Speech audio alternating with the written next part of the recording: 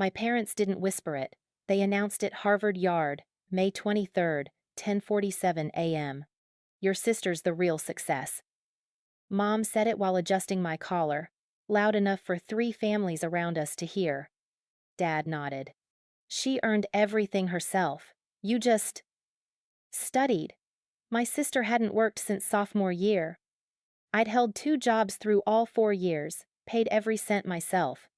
Then Dean Morrison called my name for the Holbrook Prize awarded to students who achieved highest honors while fully self-financing their education, without a single dollar of family support, she said. 2,000 people turned toward my parents' seats. The ceremony photographer captured their faces perfectly. Published next morning in Harvard Gazette, shared in 47 alumni groups by noon. Dad's entire law firm saw it. Mom's country club. Every relative who'd heard, "Your sister's the real success," saw who actually was. But I'm getting ahead of myself. This story doesn't start at Harvard Yard. It starts 8 years earlier, in a guidance counselor's office that smelled like coffee and broken dreams. I was 14 when Mrs. Patterson first said the word Harvard. It was November of my freshman year at Lincoln High. I'd just placed first in the regional debate tournament, my 3rd win that semester, and she'd called me in during lunch period. The fluorescent lights in her office flickered the way they always did, casting strange shadows across the college pennants covering her walls. Yale. Princeton. MIT. Stanford. Harvard. Elena, she said, sliding a pamphlet across her desk. Crimson and white. The university seal embossed in gold. Have you thought about what you want to do after high school? I was 14. I thought about homework and whether Marcus Chen would ask me to the winter formal. College felt like a country I'd heard about but would never visit. I don't know, I said. My parents haven't really talked about it. Mrs. Patterson leaned back in her chair. She had kind eyes, the type that saw more than you wanted them to. Elena, you're one of the smartest students I've taught in 15 years. Your PSAT scores put you in the 99th percentile. Your debate record is exceptional. You could go anywhere. Anywhere. The word felt too big for my mouth. What about your sister? Mrs. Patterson asked. Veronica, right? Is she in college? She's taking a gap year, I said, which was technically true. Veronica had graduated high school 2 years earlier and was finding herself, which mostly meant working part-time at a boutique downtown and posting Instagram photos from brunch spots our parents paid for. Mrs. Patterson nodded slowly. Well, I think you should consider applying to top-tier schools. With your record, you'd be competitive for significant financial aid. Financial aid. That was the first time I understood that college wasn't just something you went to. It was something you paid for. I'll think about it, I said. I didn't think about it. I obsessed over it. That night, I took the pamphlet home and spread it across my bed. Harvard. Founded 1,636. Acceptance rate. 4.6%. Average financial aid package for families earning under $65,000. Full tuition covered. My parents made $120,000 combined. Dad was a mid-level associate at a corporate law firm. Mom sold real estate part-time. We weren't poor, but we weren't wealthy either. We lived in a 3-bedroom ranch in a decent suburb. We took 1 vacation a year, usually to visit my grandmother in Florida. I did the math in my head. If I got in, if I got scholarships, if I worked part-time, if I took out loans, if... The next morning at breakfast, I told my parents. I want to apply to Harvard, I said. Dad looked up from his newspaper. Mom paused, coffee cup halfway to her lips. Harvard? Dad said. Mrs. Patterson thinks I could get in. She said I should apply to top-tier schools. Mom set her coffee down. Honey, that's wonderful, but Harvard is very expensive. I know. But there's financial aid. And scholarships, Mrs. Patterson said. Mrs. Patterson doesn't pay the bills, Dad interrupted. Not unkindly, just factual. College is a big investment, Elena. We'll need to think about what makes sense. Veronica wandered into the kitchen then, still in her pajamas, even though it was 8:15 a.m. What are we talking about? Elena wants to go to Harvard, Mom said. Veronica laughed. Not mean, just surprised. Seriously? That's so random. It's not random, I said. I've been working really hard, Mrs. Patterson thinks. Okay, Veronica said, grabbing a yogurt from the fridge. Don't get defensive. I'm just saying, like, Harvard? That's a lot of pressure. Dad folded his newspaper. We're not saying no, Elena. We're saying let's be realistic. You've got 4 more years of high school. Let's see how things go. Let's see how things go. That became the refrain of my adolescence. When I won the state debate championship sophomore year. That's great, honey. Let's see how things go. When I scored a 1,580 on my SAT junior year. Impressive. Let's see how things go. When I was accepted into the National Honor Society. We're proud of you. Let's see how things go. Meanwhile, Veronica's life unfolded in Technicolor. At 20, she decided to start a lifestyle brand. Mom and Dad gave her $8,000 to design a website and order inventory candles with motivational quotes, overpriced journals, rose quartz face rollers. The business lasted 6 months before folding. They never mentioned the money again. At 22, she moved into a downtown apartment. Rent, $1,400 a month. Our parents covered the security deposit and first 3 months while she got on her feet. At 24, she got engaged to Dylan, a nice guy who worked in financial consulting and wore cologne that smelled like a department store. The proposal happened at a vineyard upstate. Mom cried for an hour afterward, showing everyone the photos. Our baby's getting married, she said. I was 17. The Harvard acceptance email arrived on March 30th at 6:14 a.m. I was awake when it came. I'd been awake since 5 a.m., refreshing my inbox every 90 seconds even though I knew decisions weren't released until 6. My hands shook as I opened it. Dear Elena, it is with great pleasure that we offer you admission to Harvard College's class of 2024. I read it 3 times before I believed it. Then I screamed. My roommate, Jess, my best friend since middle school who'd stayed over the night before, bolted upright in bed. What? What happened? I got in, I whispered. I got into Harvard. Jess screamed too. We jumped on the bed like children. We cried. We pulled up the financial aid letter, $52,000 per year in scholarships and grants, covering full tuition. I'd still need to pay for housing, food, books. Roughly $18,000 a year. Loans and work study could cover it. I could actually go. I called my parents at 6:47 a.m. Mom answered on the 3rd ring, voice thick with sleep. Elena? What's wrong? Nothing's wrong, I said. I got in. I got into Harvard. Silence. Then, oh, that's nice, honey. Nice. Can I talk to Dad? I asked. Shuffling sounds. Dad's voice groggy and distant. Elena? Dad, I got into Harvard. Full scholarship for tuition. I'd need loans for housing, but I can work part-time and… That's great, he said. Really great. We'll talk about it later, okay? It's early. Okay, I said. He hung up. I stood in my bedroom, phone still pressed to my ear, listening to dead air. Jess put her hand on my shoulder. They're just tired, she said. They'll freak out later. They didn't freak out.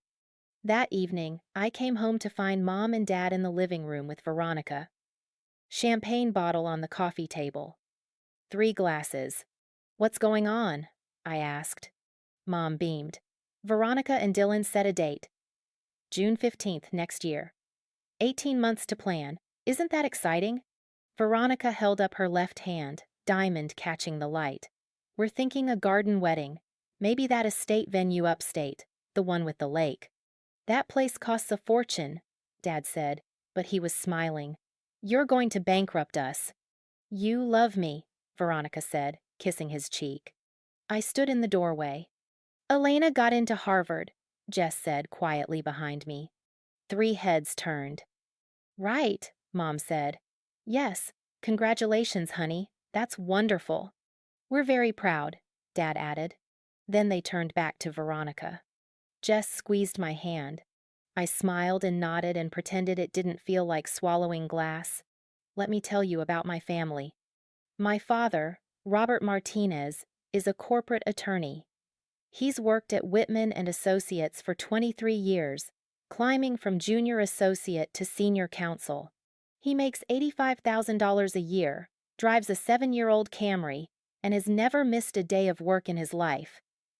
He believes in discipline, preparation, and earning your place. Unless you're Veronica. My mother, Linda Martinez, sells real estate. She's good at it, charismatic, persuasive, always impeccably dressed. She makes about $35,000 a year after expenses, though it fluctuates with the market. She believes in appearances, connections, and supporting your family. Especially Veronica. My sister is 6 years older than me.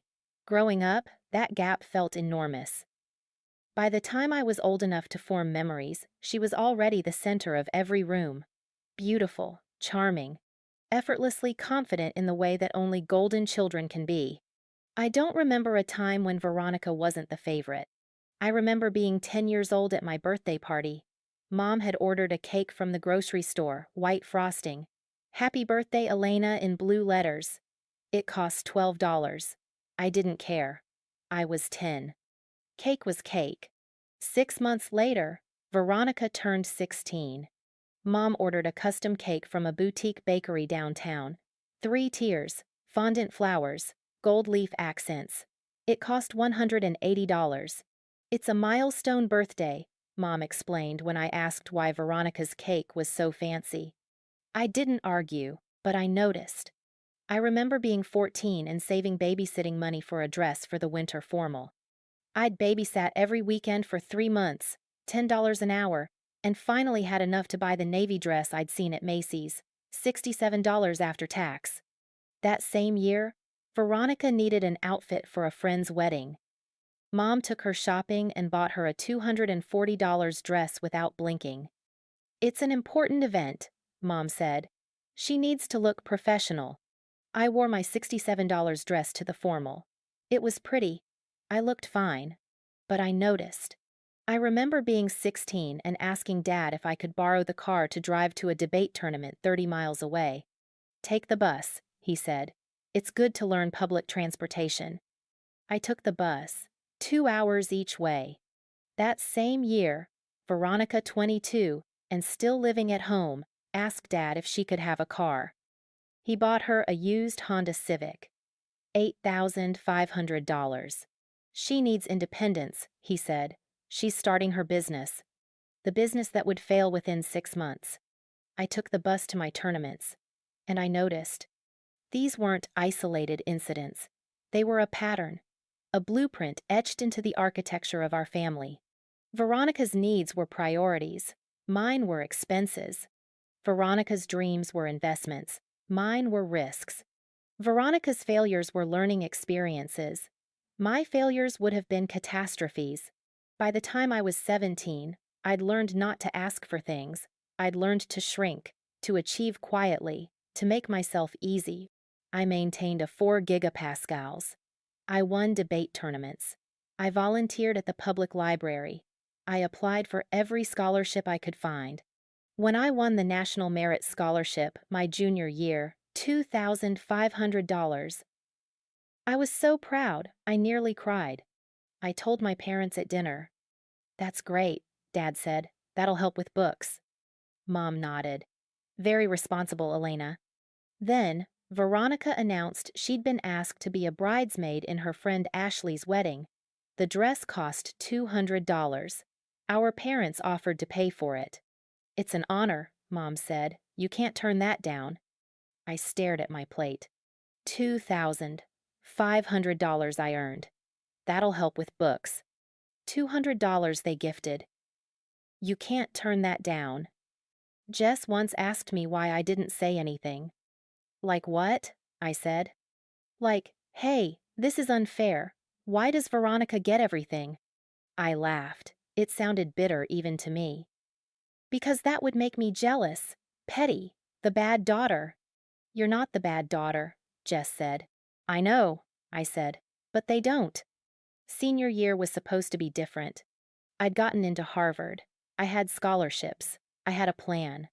The financial aid package covered tuition $52,000 per year, but I still needed roughly $18,000 annually for housing, meals, books, and personal expenses. The plan was simple. Take out federal student loans, $12,000, $500 per year maximum, work a campus job for $3,000, and use my summer research position for another $2,500. It was tight, but it was doable. I laid it all out for my parents in April, a month after my acceptance. We sat at the kitchen table. I had spreadsheets, printed financial aid letters, a list of campus jobs I'd already researched. So, you see, I said, pointing to the budget breakdown, if I'm careful, I can graduate with about $50,000 in debt. That's manageable for a Harvard degree. Dad studied the papers. Mom sipped her wine. $50,000 is a lot of debt, Dad said finally. I know, I said, but the average starting salary for Harvard graduates is $70,000. I can pay it off in 5 to 7 years if I'm disciplined. Mom set her glass down. Have you considered a state school? UMass would be so much cheaper. My chest tightened. I got into Harvard, Mom. UMass is a great school. But Harvard opens doors. Doors you have to pay for? Dad interrupted. I looked between them. Are you saying you don't want me to go? We're saying we want you to be realistic, Dad said. College debt follows you, Elena. It impacts everything: buying a house, starting a family. Are you sure this is the right choice? I thought about Veronica's $8,000 business loan they'd never mentioned again. I thought about the $1,400 apartment deposit. I thought about the $240 dress, the $180 cake, the $8,500 car. Yes, I said quietly. I'm sure. Mom sighed. Well, it's your decision. It's your decision. Not, we're proud of you. Not, we'll support you however we can. Just, it's your decision. I moved into Harvard's Wigglesworth Hall on August 24th, 2020. My dorm room was 12x 10 feet, with cinderblock walls and a window that looked out onto a brick courtyard. It smelled like industrial cleaner and old textbooks. It felt like freedom. Mom and Dad helped me move in. We made 3 trips from the car, carrying plastic bins and a mini fridge up 4 flights of stairs. The whole process took 90 minutes. Around us, other families lingered, taking photos, crying, hugging, offering last-minute advice. My parents stayed for 20 minutes after the last box was unloaded. Well, Dad said, checking his watch, we should get going. Long drive back. Okay, I said. Mom hugged me. It felt performative. Call us if you need anything. I will. They left. I stood in my empty dorm room, listening to their footsteps fade down the stairwell, and told myself this was fine. This was what I wanted. Independence. The next 4 years were a masterclass in survival. I worked 20 hours a week at Widener Library, $15 an hour, shelving books, and helping freshmen find the periodicals section. I tutored on weekends, $25 an hour for SAT prep, calculus, introductory Spanish. I took a summer research assistant position sophomore year, $2,800 for 10 weeks of data entry in a psychology lab.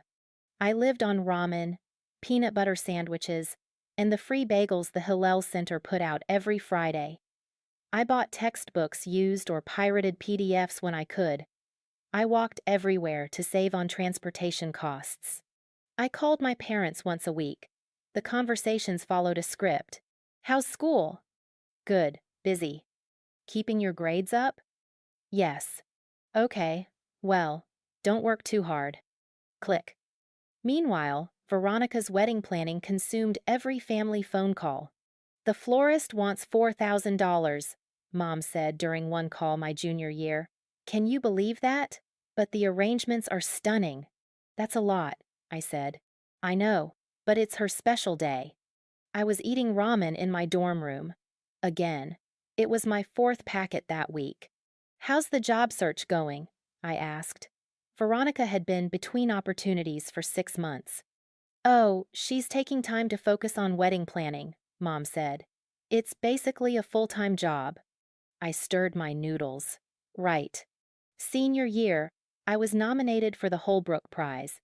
It's awarded to one graduating senior who achieved the highest academic honors while fully self-financing their education, meaning no parental financial support beyond what FAFSA calculated. The winner receives a $5,000 grant and public recognition at commencement. I submitted my application in February. Transcripts, 3.9, 7 gigapascals. Financial records, 4 years of loan statements and work-study pay stubs, and a personal essay about resilience. In April, I got the email. Congratulations, Elena. You have been selected as this year's Holbrook Prize recipient. I sat in the library and cried for 10 minutes. Then I called my parents. That's wonderful, honey, Mom said. What does it mean? It means I won, I said. It means I'll be recognized at graduation, in front of everyone. Oh, Mom said, that's nice. Nice. Are you coming? I asked. To graduation? Of course, Mom said. We wouldn't miss it. I wanted to believe her. Graduation was May 23rd, 2024. The ceremony began at 10 a.m. in Harvard Yard, under the ancient elms that had witnessed 388 commencement exercises before mine.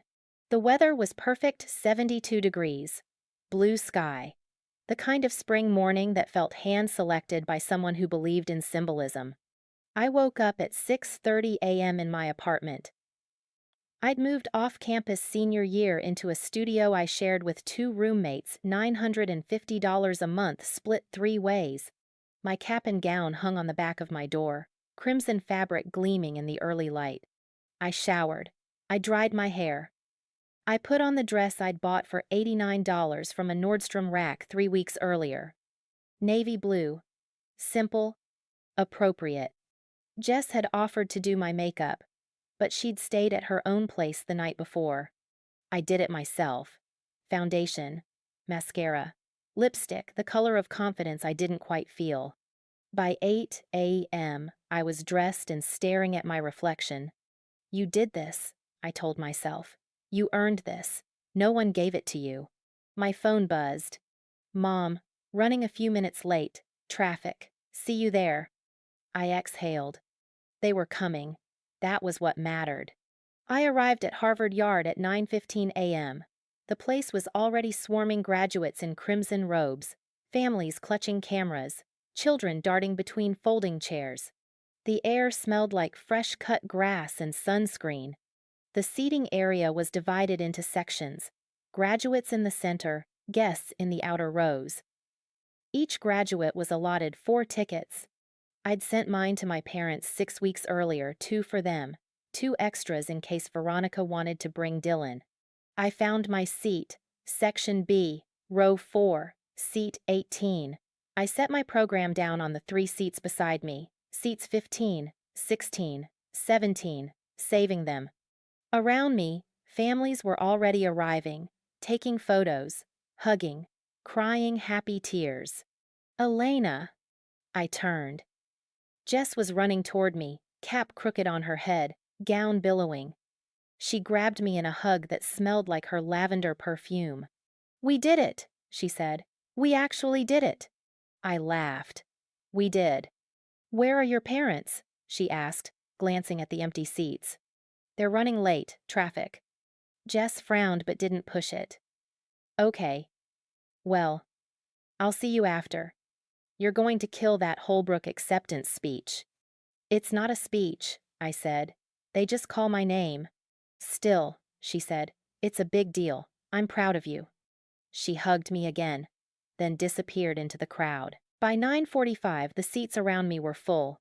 Graduates chatting nervously, families settling in, waving programs like fans against the rising heat. My 3 saved seats remained empty. I checked my phone. No messages. 9:50 a.m. The processional music started pomp and circumstance, the notes impossibly grand. We stood as the faculty marched in, crimson and black robes flowing. Dean Morrison led the line, walking with the kind of gravitas that made you believe in institutions. My parents' seats were still empty.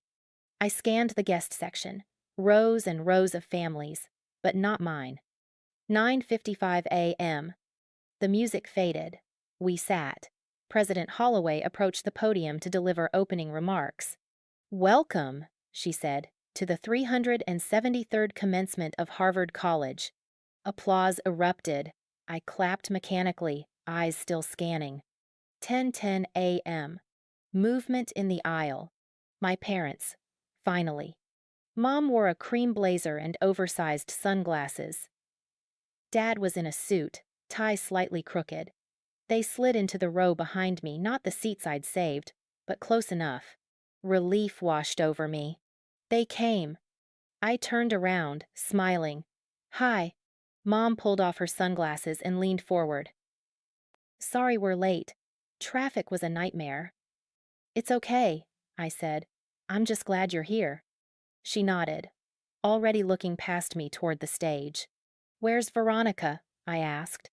"She couldn't make it," Dad said, not looking at me. "She had a brunch meeting.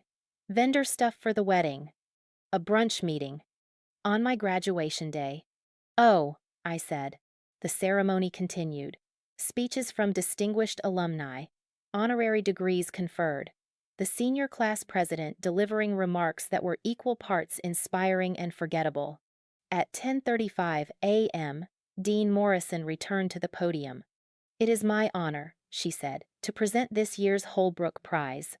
My heart hammered. The Holbrook Prize is awarded to a graduating senior who has achieved the highest academic honors while fully self-financing their education. This year's recipient exemplifies resilience, determination, and the true spirit of independent scholarship. I gripped the edge of my chair. "Please join me in congratulating Elena Martinez." Applause. I stood, legs shaking, and walked toward the stage. 2,000 people watching. I climbed the steps, shook Dean Morrison's hand, accepted the certificate. She leaned close, voice low enough only I could hear. "You should be very proud. What you've accomplished is extraordinary." "Thank you," I whispered. I returned to my seat, certificate clutched in both hands. Behind me, I heard Mom's voice. "That's nice," she said. Quiet, but not quiet enough. But it's not like she had a choice. She's always been so independent. I froze. Then Dad, "Veronica's more balanced. Elena just studies." My throat closed. Around me, graduates were celebrating, families cheering. The ceremony continued. I sat perfectly still, staring at the certificate in my hands. At 10:47 a.m., Mom tapped my shoulder. I turned.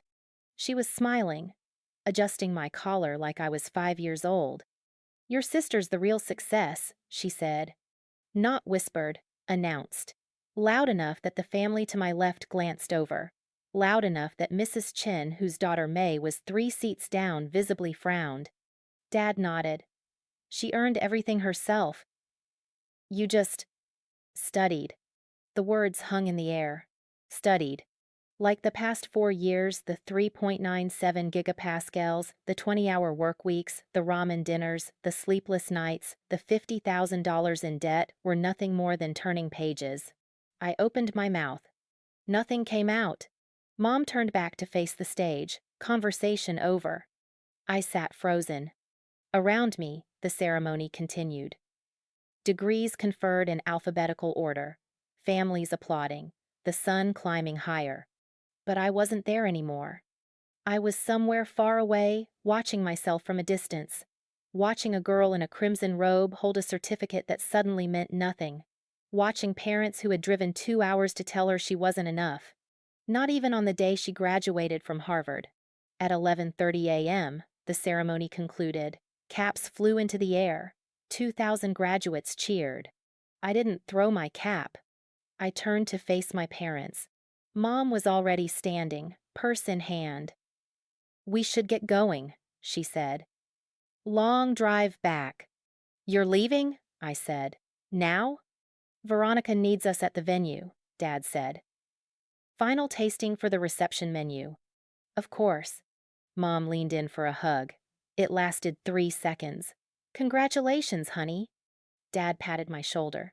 "Proud of you." 11 seconds of physical contact. Then they were gone. I stood in Harvard Yard, surrounded by families taking photos and crying happy tears, and watched my parents disappear into the crowd. Jess found me 10 minutes later.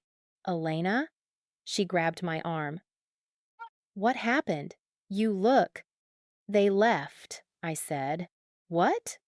"They came for 30 minutes, told me Veronica's the real success, then left for a cake tasting." Jess's face went dark. "Are you kidding me?" I laughed. It sounded wrong. I wish I was. She hugged me, hard. "I'm so sorry." We stood there for a long time. Around us, the celebration continued. Families posing for photos, graduates embracing, the brass band playing somewhere in the distance. Finally, Jess pulled back. "Screw them," she said. "You want to know what I think?" "What?" "I think you're the most successful person I know, and they're idiots for not seeing it." I smiled. It felt small, but real. "Come on," Jess said. "My parents want to take us to lunch. You're coming." "I don't want to intrude." "You're not intruding. You're family." We walked toward her parents' car, cap and gown trailing behind me. But as we walked, something nagged at the edge of my mind. Something Mom had said during the ceremony. I pulled out my phone and scrolled through messages. Then I found it. At 10:52 a.m., while I was sitting 5 feet away, Mom had been texting. The message was to someone named Diane, probably her real estate assistant. "Mom, yes, we're wiring the final payment today. $18,000 should cover it." I stared at the screen. $18,000. The exact amount of my student loans. Coincidence? My stomach dropped. "Elena?" Jess was looking back at me. "You coming?" "Yeah," I said. "Sorry." But I wasn't sorry. I was suspicious. And I was about to find out why. I couldn't stop thinking about that text. $18,000. It sat in my brain like a stone, heavy and immovable, disrupting every other thought that tried to flow around it. Jess's parents took us to Legal Seafoods, a graduation tradition. Apparently. The restaurant was packed with families celebrating, glasses clinking, waiters balancing trays of lobster rolls and champagne. Mrs. Park ordered a bottle of Prosecco and kept refilling my glass even though I barely touched it. "To Elena," Mr. Park said, raising his glass. "Harvard graduate. Holbrook Prize winner. Future world changer." Everyone clinked glasses. I smiled, said thank you, took a sip that tasted like nothing. Under the table, I checked my phone for the 14th time. The text was still there. "Mom to Diane.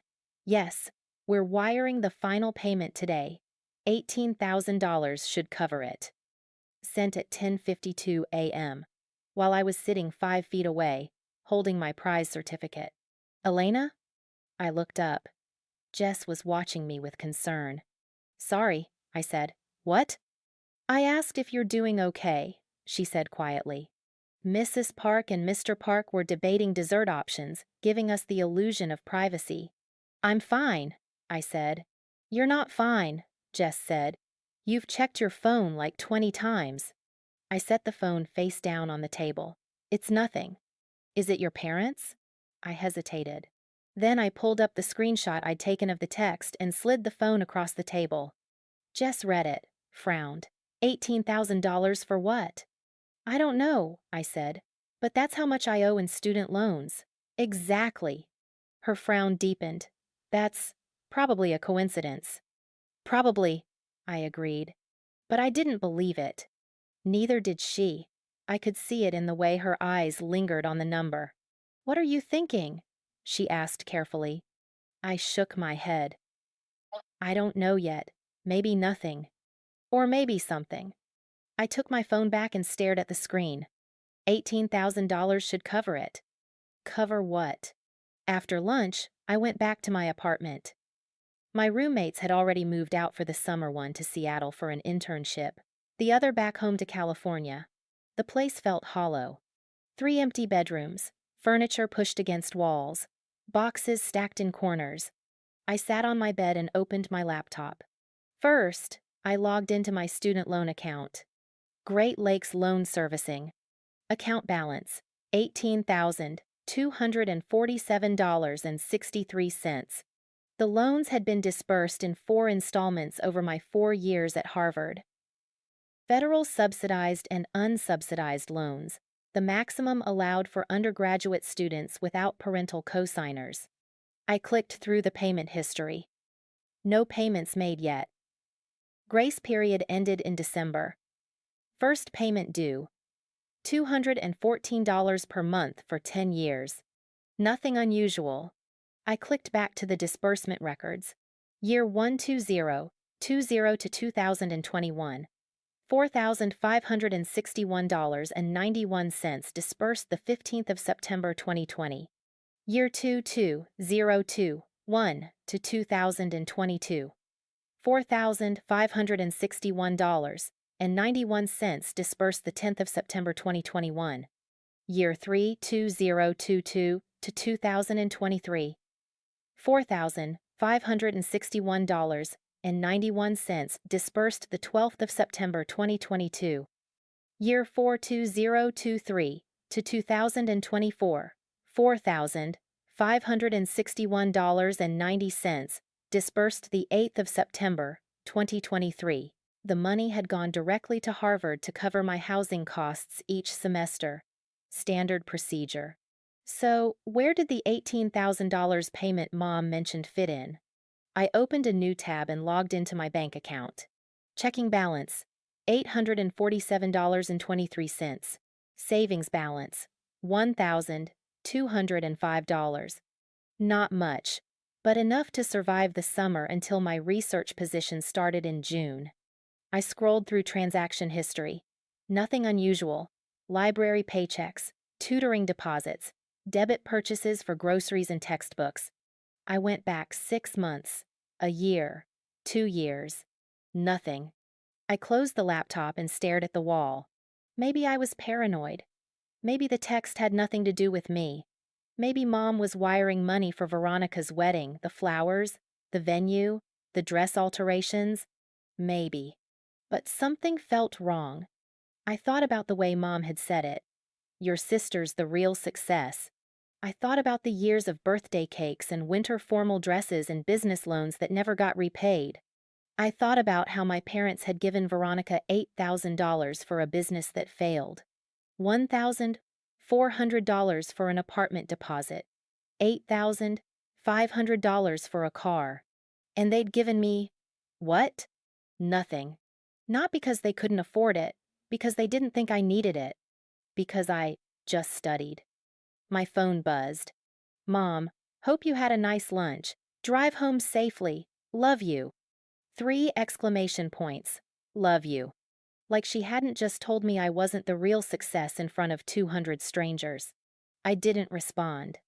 Instead, I opened my email and searched for financial aid. Hundreds of results. 4 years of correspondence with the Harvard Financial Aid Office. I scrolled until I found the message I was looking for. From financialaid@harvard.edu. Date, the 10th of August 2020. Subject, loan disbursement confirmation. Dear Elena, your federal student loan for the 2020 to 2021 academic year has been disbursed in the amount of $4,561.91. Per your request, funds have been directly deposited to the bank account on file, ending in 7,429. I stopped. Bank account ending in 7,429. That wasn't my account. My checking account ended in 3,841. My savings ended in 3,842. I opened a new tab and logged back into my bank account. Checked the account numbers. Checking XXXXX3841. Savings XXXXX3842. Not 7,429. My hands went cold. I pulled up the next disbursement email. Date: the 5th of August 2021. Funds directly deposited to account ending in 7,429. And the next. Date: the 8th of August 2022. Account ending in 7,429. All 4 years, every single disbursement. The money had never come to me. I grabbed my phone and called the financial aid office. It rang 4 times before an automated message picked up. Office hours are Monday through Friday, 9 a.m. to 5 p.m. It was Saturday. I hung up and called the loan servicing company instead. Great Lakes. This is Monica speaking. How can I help you? Hi, I said, trying to keep my voice steady. I need to confirm the bank account my loan disbursements were sent to. Sure. Can I get your account number and last 4 of your social? I provided both. Keyboard clicks. A pause. Okay, Monica said. It looks like your disbursements were sent to a joint account ending in 7,429. The primary account holder is listed as Linda Martinez. The room tilted. Linda Martinez, I repeated. Yes, ma'am. Is there an issue? That's my mother, I said. The loans are in my name. Why would the money go to her account? It says here the account was designated during your initial financial aid application, Monica said. Sometimes parents set up joint accounts for their students to help manage finances. I didn't set up a joint account, I said. More keyboard clicks. Well, the paperwork was submitted in July 2020. It has your electronic signature. My electronic signature. I thought back to freshman year. July 2020. I'd been at home, filling out financial aid forms at the kitchen table while Mom hovered over my shoulder. Let me help you with this, she'd said. It's complicated. She'd taken over the laptop, typed in information, clicked through screens. Just sign here, she'd said, pointing to the signature box. I'd signed. I hadn't read it. Ma'am? Monica's voice pulled me back. Are you still there? Yes, I said. I'm here. Is there anything else I can help you with today? No, I said. Thank you. I hung up. Then I sat on my bed, staring at my phone, while the truth settled into my bones like ice. My mother had set up a joint account. My student loans $18,247.63 over 4 years had been deposited into that account. An account I didn't have access to. An account she controlled. I opened my text messages. Elena to Mom, can you call me when you get a chance? I have a question about my student loans. I hit send. Then I waited. 10 minutes passed. 20. 30. At 4:47 p.m., my phone buzzed. Mom, I'm at the venue with Veronica. Can this wait until tomorrow? Elena. It's important. 3 dots appeared. Disappeared. Appeared again. Mom, what's the question? Elena, why were my loan disbursements sent to your bank account? The dots appeared for a long time. Then, Mom, I don't know what you're talking about. I stared at the message. She was lying. I knew she was lying. Elena, I just called the loan company. They said the disbursements went to a joint account in your name. Account ending in 7,429. 2 minutes passed. Then, Mom, oh, that. I set that up to help you manage your money. College students aren't always responsible with finances. We were going to transfer it to you, but you never asked for it. My jaw clenched. Never asked for it. Because I didn't know it existed. Elena, how much is in that account? No response. Elena, Mom, how much is in the account? 5 minutes. 10. Finally. Mom, I'll have to check. I'm busy right now. We can talk about this later. Elena. Where did the money go? No response. I waited an hour. Nothing. At 6 p.m., I called her. Straight to voicemail. I called Dad. Voicemail. I tried Mom again. Voicemail. They'd turned off their phones. I sat in my empty apartment as the sun set outside my window, painting the walls in shades of orange and red. And I realized something. This wasn't a misunderstanding. This was theft. I didn't sleep that night. I lay in bed, staring at the ceiling, running through every possibility. Maybe Mom had put the money in a savings account for me, a surprise graduation gift. Maybe she was planning to hand me a check for $18,000 and say, "We saved it for you." Maybe. But then why lie about it? Why say she didn't know what I was talking about? Why turn off her phone? By 2 a.m., I'd convinced myself I was overreacting. By 4 a.m., I'd convinced myself I wasn't. At 6:30 a.m., I gave up on sleep and opened my laptop. I spent the next 2 hours researching. Google search. Can parents access student loan money? Results.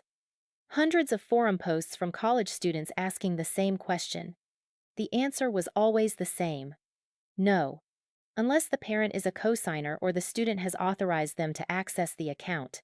I wasn't a cosigner. My loans were entirely in my name, which meant Mom shouldn't have had access, unless I'd given it to her. Had I? I pulled up my old emails again and searched for any correspondence about the joint account. Nothing. I searched my bank records for any reference to account 7,429. Nothing. The account didn't exist in any of my paperwork because it wasn't my account. It was hers. At 9:03 a.m., I called the loan servicing company again. A different representative answered this time. Marcus. He sounded young. I need to close the joint account my loans were deposited into, I said. Sure thing, Marcus said. I'll need to verify your identity first. I provided my information. Keyboard clicks. Okay, he said. I see the account here, ending in 7,429. Joint account with Linda Martinez as primary holder. Right, I said. I want it closed, and I want any remaining funds transferred to my personal checking account. I can submit that request for you, Marcus said, but you'll need the primary account holder's authorization to close a joint account. What? Since Linda Martinez is listed as the primary holder, she'll need to approve the closure. But the loans are in my name, I said. Yes, ma'am, but the account itself is joint. Both parties have to agree to close it. I closed my eyes. What if I just want to know the current balance? I can't give you that information unless you're listed as an account holder. I am listed. It's a joint account. Right. But you'd need to verify through the bank that issued the account. We just have the account number on file. We don't have access to the balance. So how do I find out the balance? You'd need to contact the bank directly. Do you know which bank it is? No. Marcus paused. The routing number might help. Let me see.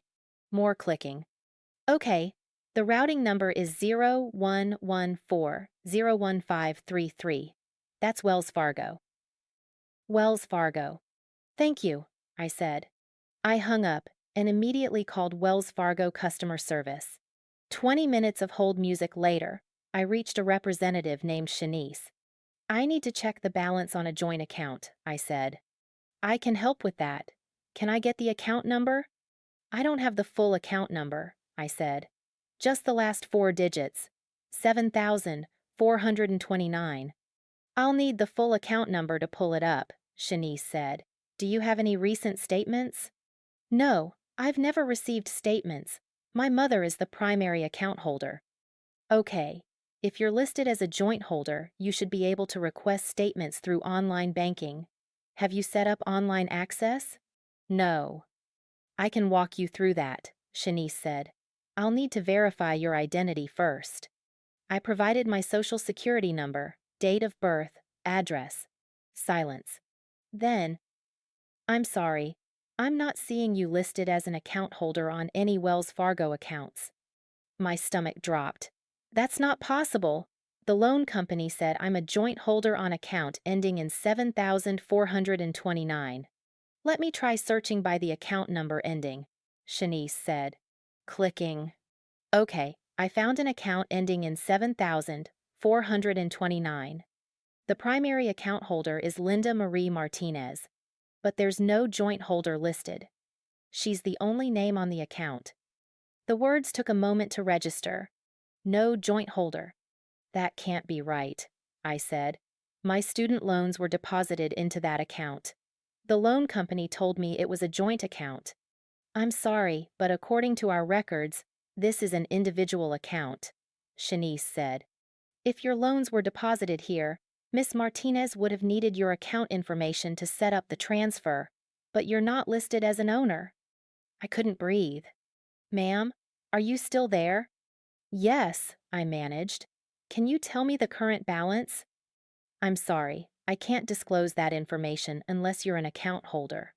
Can you tell me anything about the account activity? No, ma'am, that would be a privacy violation. What if I have proof that my money was deposited into that account without my authorization? Shanice's tone shifted slightly, more careful. If you believe there's been fraudulent activity, you can file a dispute with our fraud department. They'll investigate. How do I do that? I can transfer you. But you'll need documentation, loan statements, emails, anything showing the deposits were made without your consent. I have all of that, I said. Okay, hold please. More hold music. I sat on my bed, heart hammering, and waited. A new voice came on the line. Male. Older. This is Gerald Thompson with Wells Fargo Fraud Investigations. I understand you'd like to file a dispute? Yes, I said. My student loans were deposited into an account that I don't have access to. The account is in my mother's name. I didn't authorize her to receive the money. I see, Gerald said. His voice was neutral, professional. Can you provide the account number? I only have the last 4 digits, 7,429. That's enough. Let me pull it up. Silence. Then, okay, I see the account. It's an individual checking account under Linda Marie Martinez. Are you related? She's my mother. And you're stating that funds, specifically student loan disbursements, were deposited into this account without your knowledge? Yes. Yes. Do you have documentation of those deposits? Yes, I have emails from the loan company confirming the disbursements and the account number. Okay. I'll need you to email those to our fraud department. I'll open a case file and we'll investigate. If the investigation finds that funds were deposited without your authorization, we can potentially reverse the transactions. But I need to be clear, this is a complicated situation because the account holder is your mother. Family disputes can be difficult to resolve. This isn't a family dispute, I said. This is theft. Silence. Then, I understand. Send the documentation to fraud@wellsfargo.com with the subject line, unauthorized account access. Include your contact information and a detailed explanation. Someone will reach out within 5 to 7 business days. Okay, I said. Thank you. I hung up. Then I sat very still. My mother had set up an account in her name.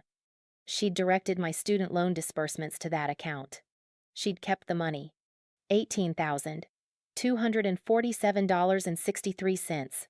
And she'd lied about it. I opened my laptop and started drafting the email to Wells Fargo. But halfway through, I stopped, because I realized something.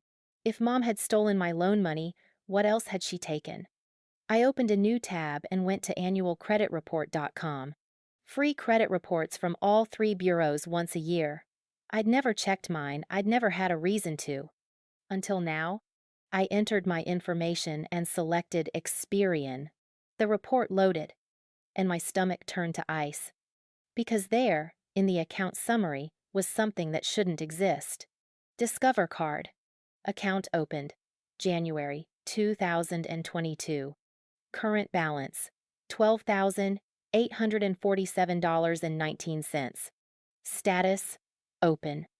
I didn't have a Discover card. I'd never applied for one. But according to this report, I'd had one for over 2 years. My hands were shaking so hard I could barely click the mouse. I pulled up the account details. Account holder: Elena Martinez. Authorized user: Linda Martinez. My vision blurred. I clicked through to the transaction history. Pages and pages of charges. Bella Sarah Catering, Epsended, $4,200. White Magnolia Florist, AMA, $1,890.50. David's Bridal, Manchester, $2,340. Rosewood Manor Venue Deposit, WSHE, $3,200. I stopped reading.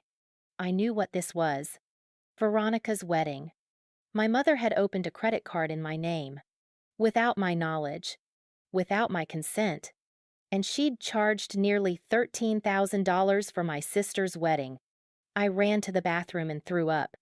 I spent the rest of Sunday building a timeline. Not because I wanted to. Because I needed to see it. All of it. Laid out in black and white so I couldn't lie to myself anymore. I pulled every financial document I had. Bank statements going back 4 years. Printed and spread across my bedroom floor. Loan disbursement records. 8 pages. Highlighted. Credit reports from all 3 bureaus. Experian, TransUnion, Equifax. The Discover card showed up on all of them. Emails from Harvard Financial Aid. 47 messages over 4 years. I made coffee, sat cross-legged on the floor, and I started connecting dots. September 2020, freshman year. The first loan disbursement, $4,561.91. According to the email, the money was deposited on the 15th of September 2020 to account ending in 7,429. I pulled up my bank statements from that month. Nothing. The money never touched my account. I'd lived that entire semester on the $2,800 I'd saved from my summer job. When that ran out in November, I'd started working at the library 20 hours a week at $15 an hour. I remembered being confused about why the loan money hadn't arrived. I'd emailed the financial aid office. I searched my sent folder and found the message. Elena to financial aid at harvard.edu. Date: the 3rd of November 2020. Subject: loan disbursement question. Hi, I was expecting my student loan refund to cover housing costs this semester, but I haven't received anything in my bank account. Can you help me figure out where the money went? The response came 2 days later. From financialaid@harvard.edu. Date: the 5th of November 2020. Hi, Elena. According to our records, your loan was disbursed to the account on file on September 15. If you haven't received it, you may need to check with the bank. Sometimes there are processing delays. I'd checked with my bank. They had no record of a deposit. I'd called my mom. Did you see a deposit in my account? I'd asked. The loan money? No, honey, she'd said. Maybe it's delayed. Give it a few more days. I'd waited. Nothing came. Eventually, I'd assumed it was some administrative error that would get sorted out.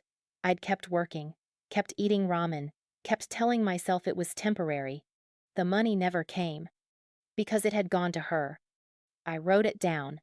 September 2020, first theft.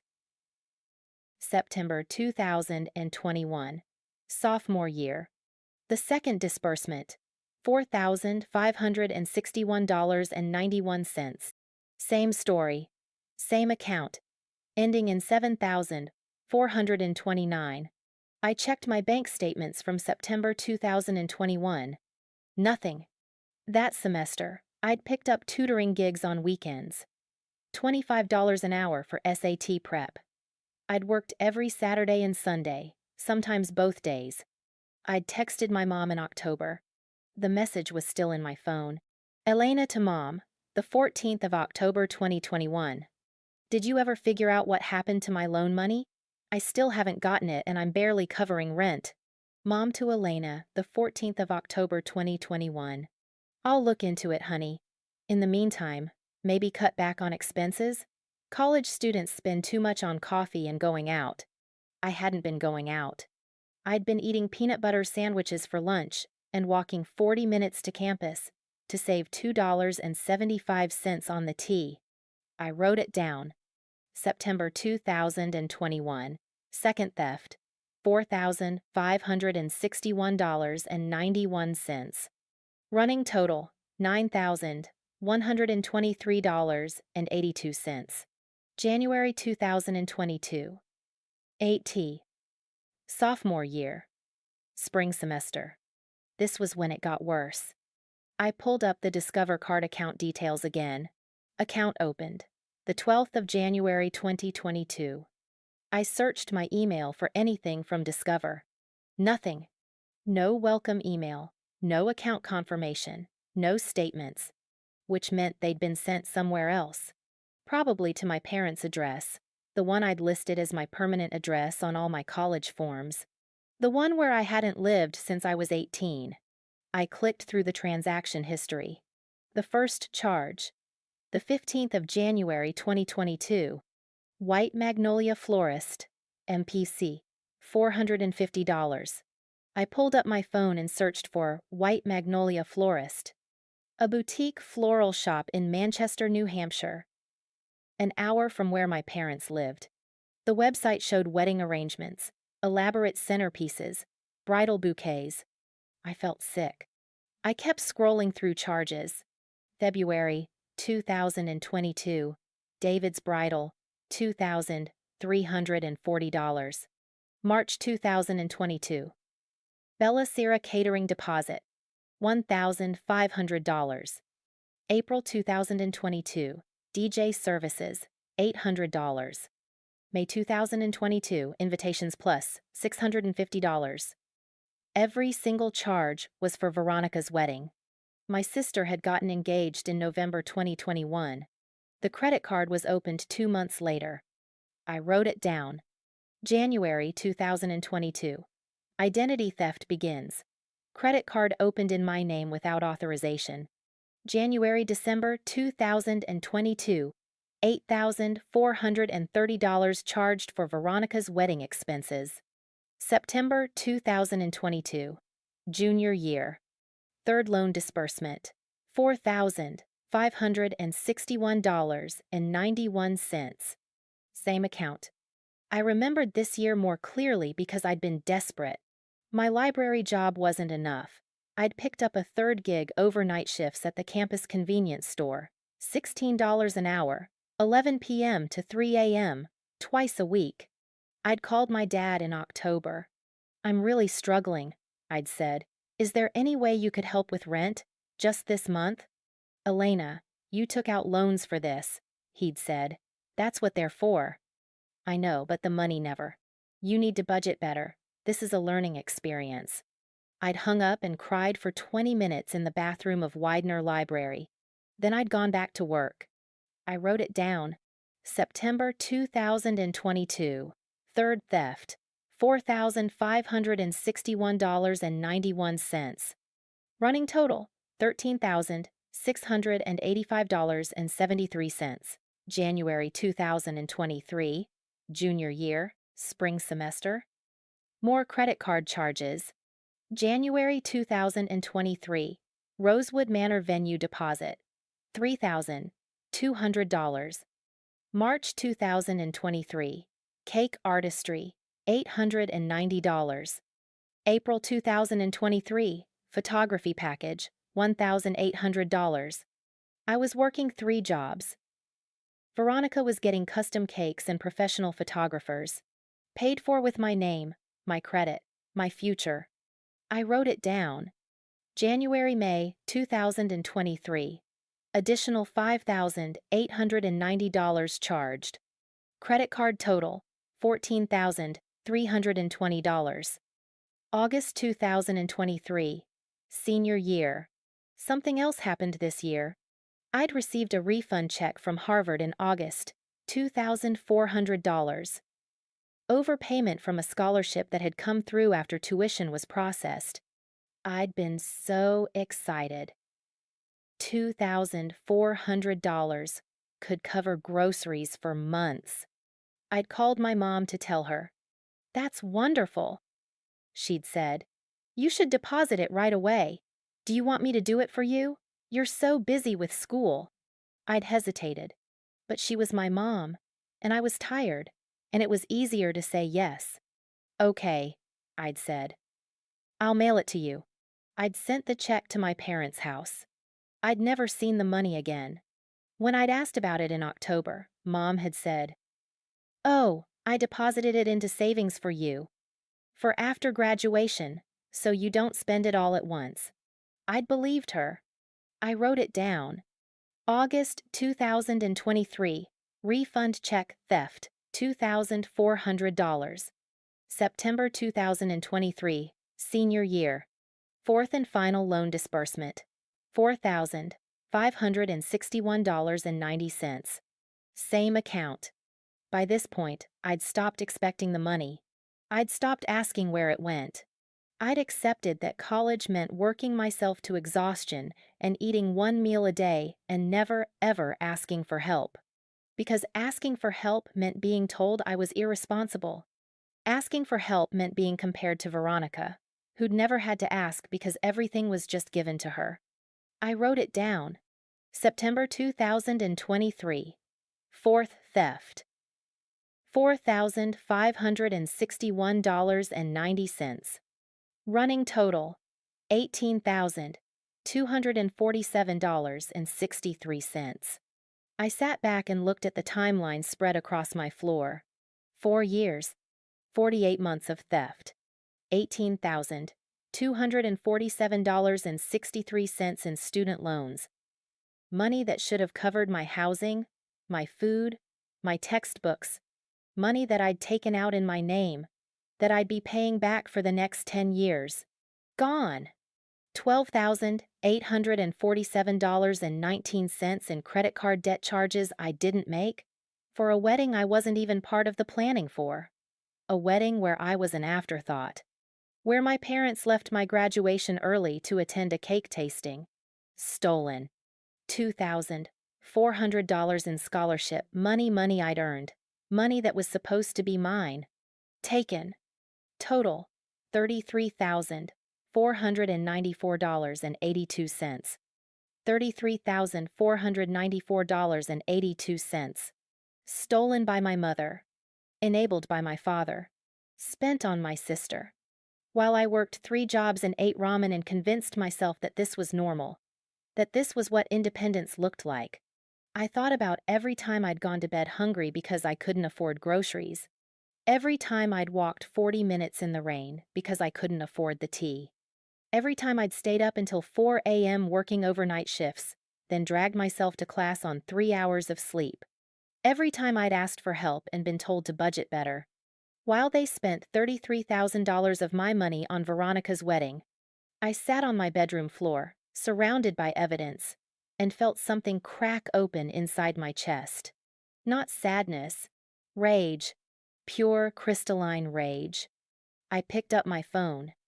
I didn't call my mother. I didn't call my father. I called Jess. She answered on the first ring. "Hey, what's up?" "I need you to come over," I said. My voice sounded strange, flat, too calm. "Elena, are you okay?" "No," I said. "I'm not okay. Can you come over?" "I'm on my way." She hung up. I sat in the wreckage of my timeline and waited. And I knew, with absolute certainty, that I was done being the good daughter. I was done being quiet. I was done protecting people who'd spent 4 years stealing from me. They'd taken my money. They'd taken my trust. They'd taken my graduation day and turned it into another reminder that I would never be enough. But they couldn't take my voice. And they were about to learn that. Jess arrived 32 minutes later. I heard her footsteps in the hallway before she knocked. 3 quick raps, then the door swinging open. "Elena?" I was still sitting on the floor, surrounded by paper, bank statements, credit reports, printed emails, The evidence of 4 years spread out like a crime scene, which, I realized, it was. Jess stood in the doorway, taking it in. Her expression shifted from concern to confusion to something harder. "What is all this?" she asked. "Proof," I said. She stepped inside and closed the door behind her. Crossed the room carefully, like she was afraid of disturbing something important. She sat down across from me. "Proof of what?" I picked up the timeline I'd written. My handwriting was cramped, precise. 4 years compressed into 23 lines. "My mother stole from me," I said. The words felt strange in my mouth. Too big, too final, but also true. Jess took the paper. Read in silence. I watched her face. The way her eyes widened at the first entry. The way her jaw tightened at the second. The way her hand came up to cover her mouth by the third. When she finished, she looked up at me. "Elena," she whispered. "This is theft," I said. "This is theft." "Yes." She set the paper down carefully. "This is theft." Something loosened in my chest. Because she believed me. She didn't say I was overreacting. She didn't say there must be some explanation. She didn't say family was complicated. She said,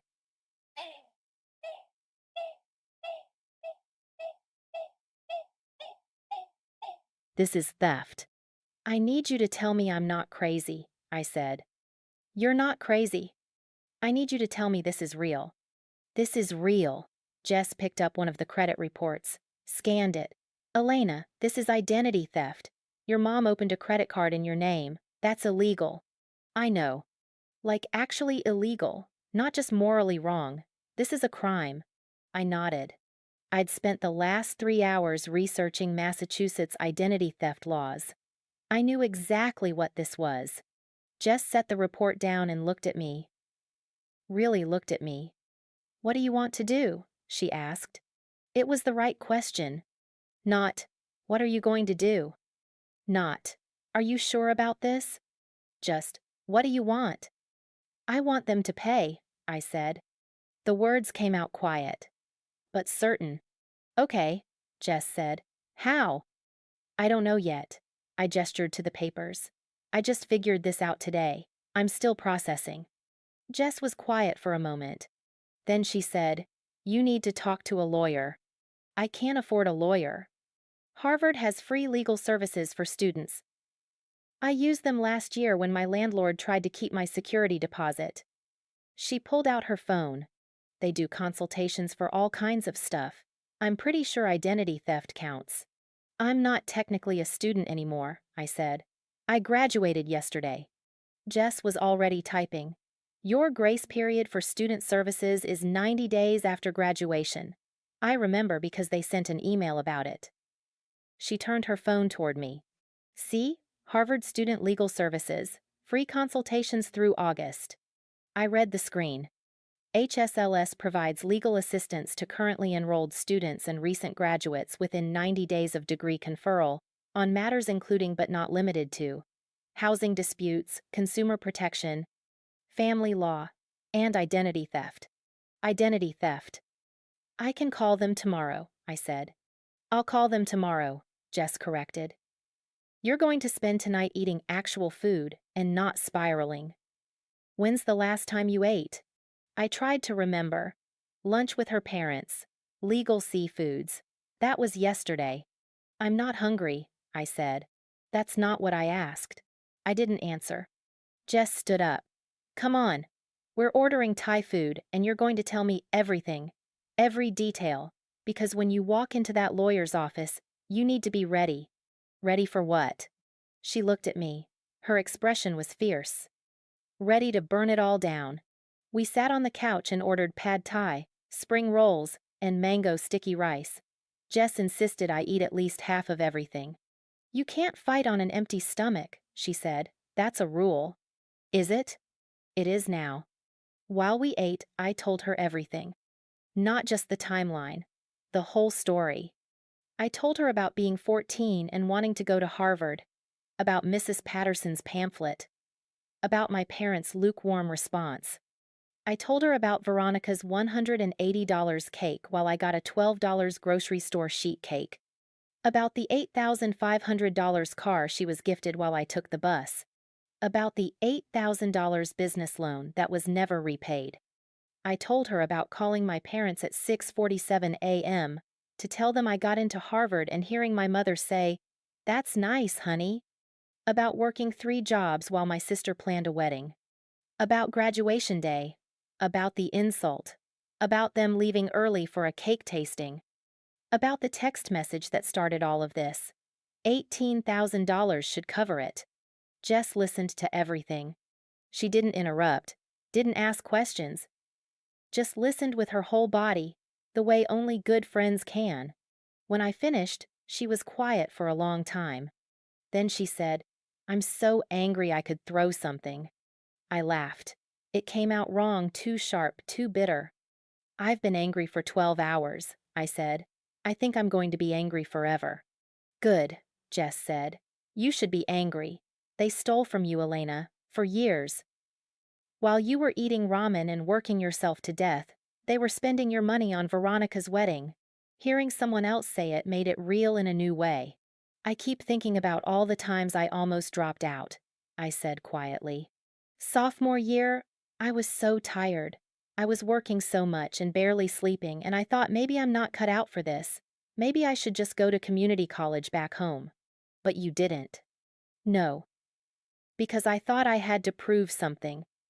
I thought if I just worked hard enough, if I was successful enough, they'd finally see me. And they told me Veronica was the real success. At my own graduation, in front of strangers." Jess's hands curled into fists. "They don't deserve you," she said. "They never did." I felt something crack in my chest. Not breaking, opening. "I don't think I can forgive them," I said. "Is that wrong?" "No." Jess's voice was firm. "Some things are unforgivable. People are going to say I'm being dramatic, that family is complicated, that I should just talk to them." "Fuck those people," Jess said. "This isn't complicated. This is crime. You don't owe your abusers forgiveness." "They're not abusers," I said automatically. Jess gave me a look. "Elena, they financially abused you for 4 years. They stole $33,000. They gaslit you every time you asked where the money went. That's abuse."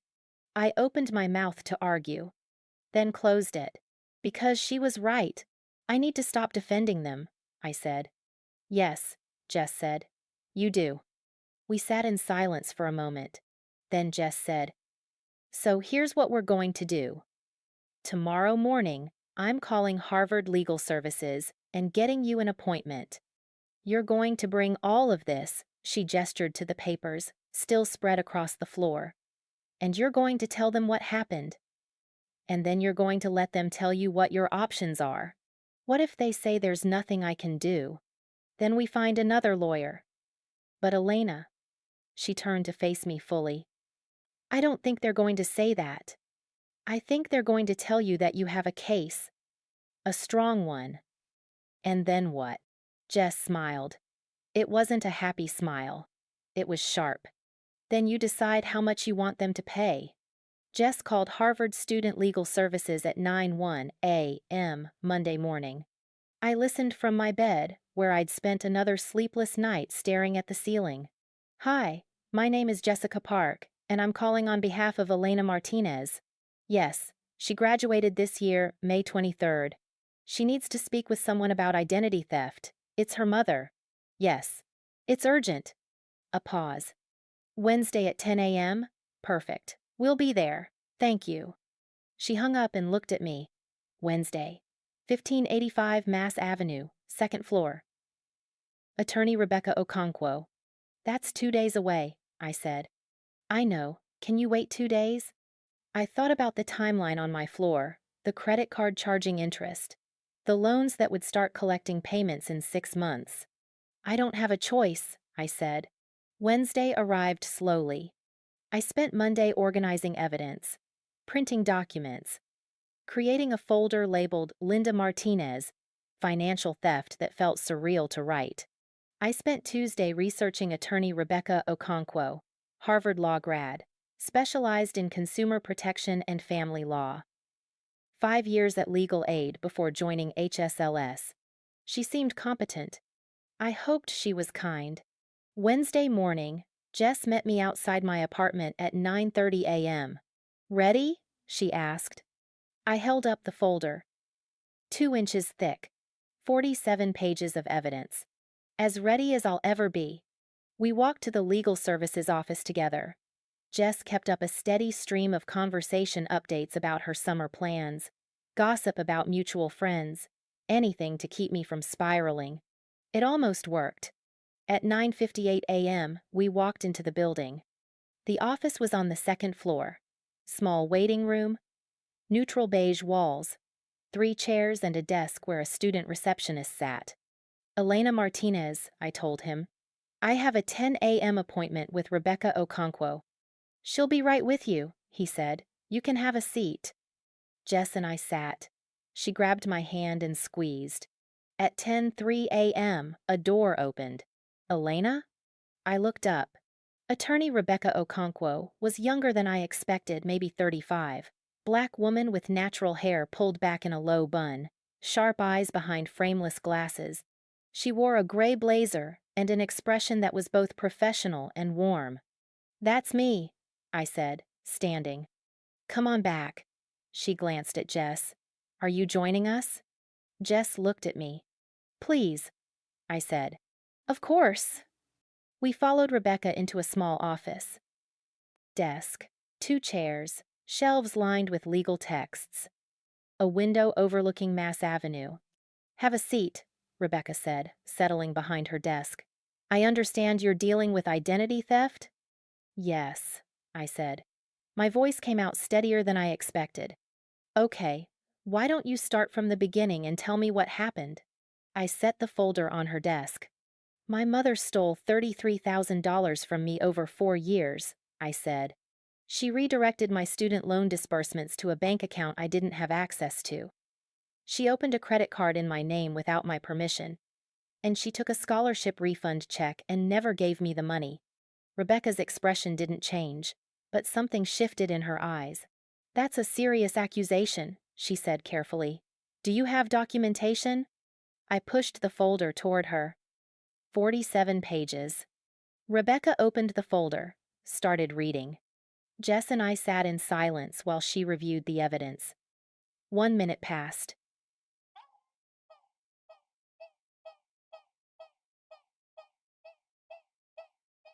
Five. Rebecca's face remained neutral, but I saw her jaw tighten. Saw her pause on the credit card statements. Saw her flip back to the timeline, then forward to the loan disbursement emails. Finally, she looked up.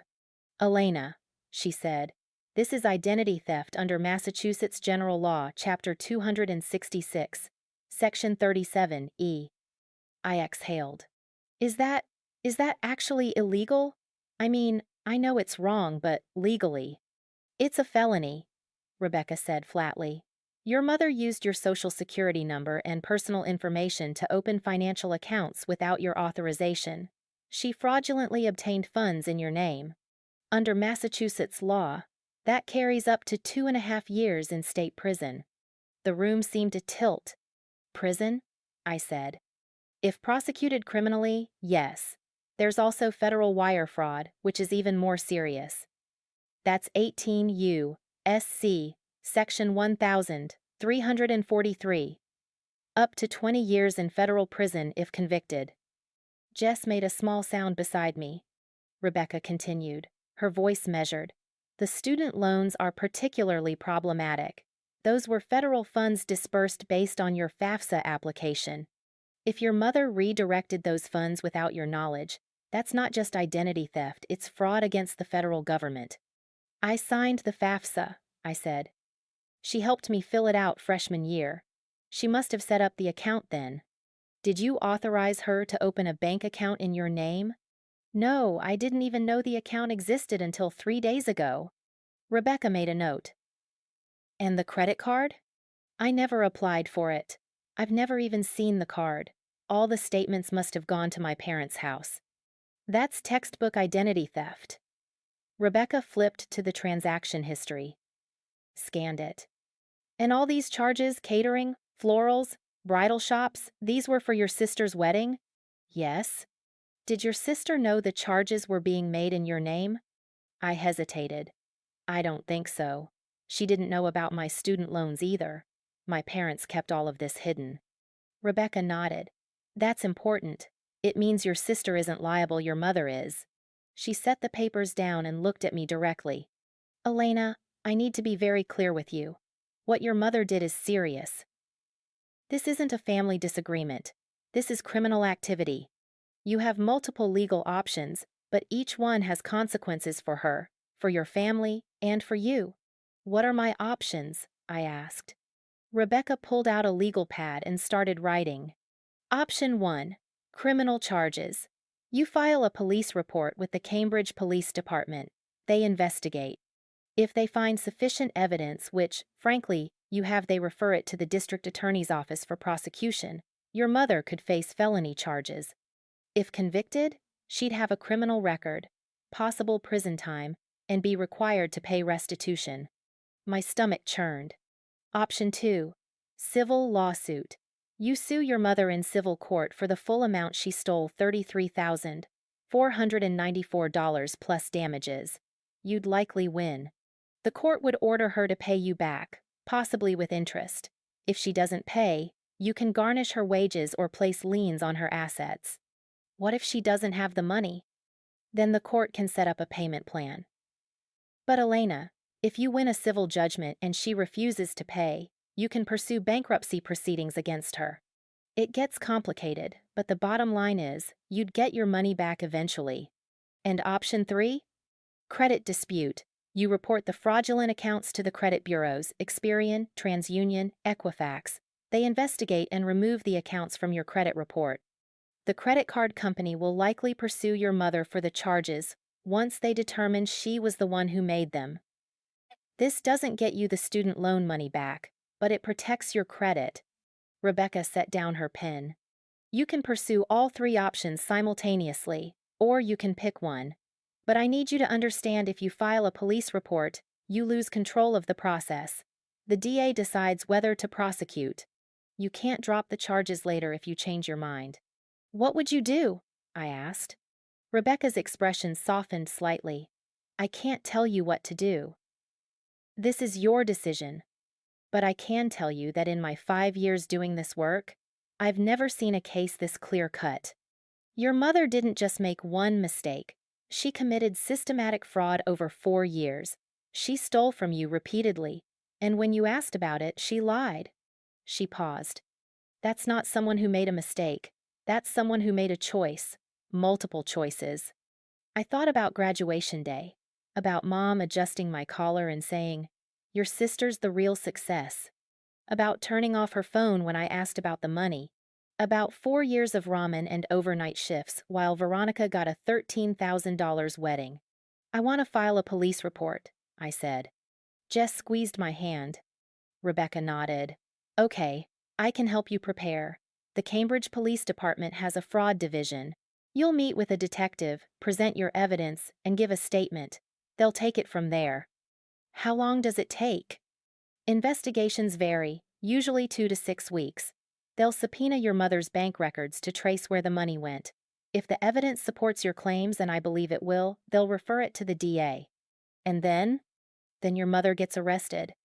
The word hung in the air. Arrested. My mother. I know this is hard, Rebecca said gently.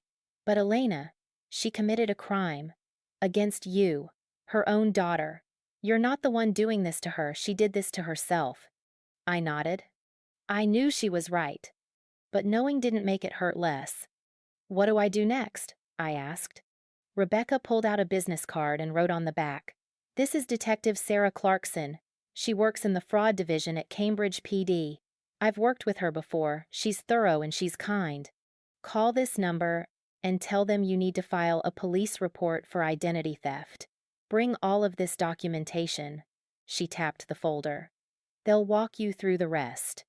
I took the card. Detective Sarah Clarkson, Cambridge Police Department. Fraud Division. Thank you, I said. You're very brave, Rebecca said. I know that doesn't help right now, but you are. Jess and I walked out of the office at 11:07 a.m.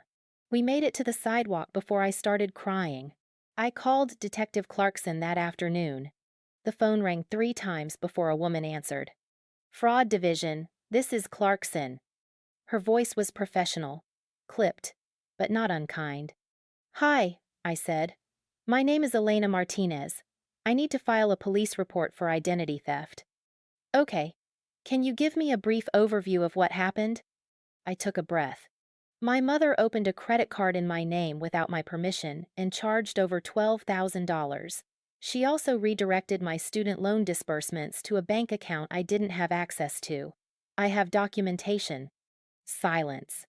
Then, how much total are we talking about? $33,000 over 4 years. Another pause. Miss Martinez, I'm going to need you to come in and make a formal statement. Can you come to the station tomorrow? Yes. Does 2 p.m. work? Yes. Bring all your documentation, bank statements, credit reports, emails, anything that shows the fraudulent activity.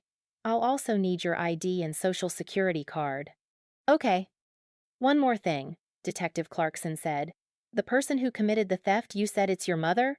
Yes. Is she aware that you know about this? I confronted her via text. She denied it at first, then said she'd look into it. Then she stopped responding. Has she contacted you since? No. Okay. Don't reach out to her before we meet. If she contacts you, don't answer. I need your statement to be uncontaminated by any conversations you might have with her. Understood? Understood. Good. I'll see you tomorrow at 2 p.m. Cambridge Police Department, 125 6th Street. Ask for me at the front desk. Thank you, I said.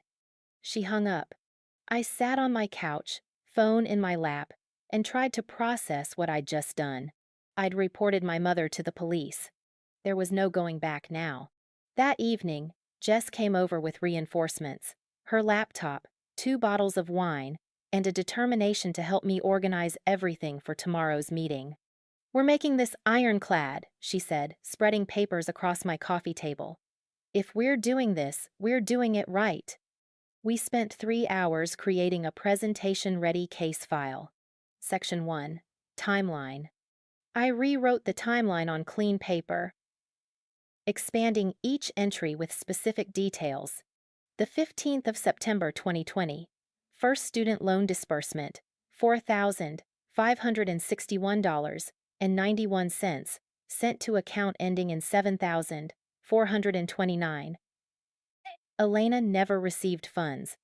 Worked library job to cover living expenses. The 3rd of November 2020. Elena emails financial aid office asking where loan money went. They confirm it was disbursed to account on file. The 12th of January 2022. Discover card opened in Elena's name without her knowledge or consent. Linda Martinez listed as authorized user.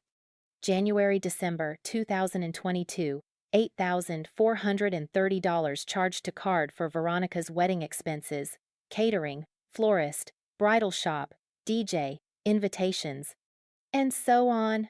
23 entries, 4 years. Every theft documented. Section 2. Financial evidence. We organize the documents by type. Student loan disbursement emails, 8-page. Credit reports from all 3 bureaus showing fraudulent Discover card, 6-page. Credit card transaction history with highlighted wedding-related charges, 12-page. Bank statements showing no deposits, matching loan amounts, 16 pages. Scholarship refund check stub from August 2023, 1-page. 43 pages total, organized in chronological order with sticky tabs marking key documents. Section 3. Communication evidence. This was the part that hurt. We compiled every text message, email, and voicemail where I'd asked about the money and been dismissed or lied to. The 14th of October 2021 text. Did you ever figure out what happened to my loan money? Mom's response. Maybe cut back on expenses. August 2023 phone call, where mom offered to deposit the refund check in savings for me. The 25th of May 2024 text. Why were my loan disbursements sent to your bank account? Mom's response. I don't know what you're talking about. 8 documented instances of me asking. 8 instances of gaslighting. This is evidence of intent, Jess said. She knew what she was doing, and she lied to cover it up. Section 4. Witness statements. Jess drafted her own statement without me asking. My name is Jessica Park. I have been Elena Martinez's roommate and close friend since 2020. During our 4 years at Harvard, I personally witnessed Elena work multiple jobs: library, tutoring, convenience store, to cover basic living expenses. She frequently could not afford food and relied on free campus resources. She asked me not to tell her parents about her financial struggles because she was ashamed. Elena often mentioned confusion about where her student loan money had gone, as she never received disbursements. Her parents told her she was bad at budgeting and needed to cut expenses. Meanwhile, Elena's sister Veronica was planning an expensive wedding. Elena's parents frequently discussed the wedding costs, but never offered Elena any financial support during this time. I believe Elena's account of events to be truthful and accurate. You don't have to do this, I told Jess. Yes, I do, she said. You need corroboration. I'm corroborating. I started crying again. She hugged me. We're going to get through this. You're not alone. Section 5. Impact Statement. Rebecca had suggested I write something about how the theft affected me, for the detective, and possibly for court later. I tried 3 times before I got it right. My name is Elena Martinez. I graduated from Harvard University on the 23rd of May, 2024, with a 3.97 gigapascals and the Holbrook Prize for academic achievement while self-financing my education.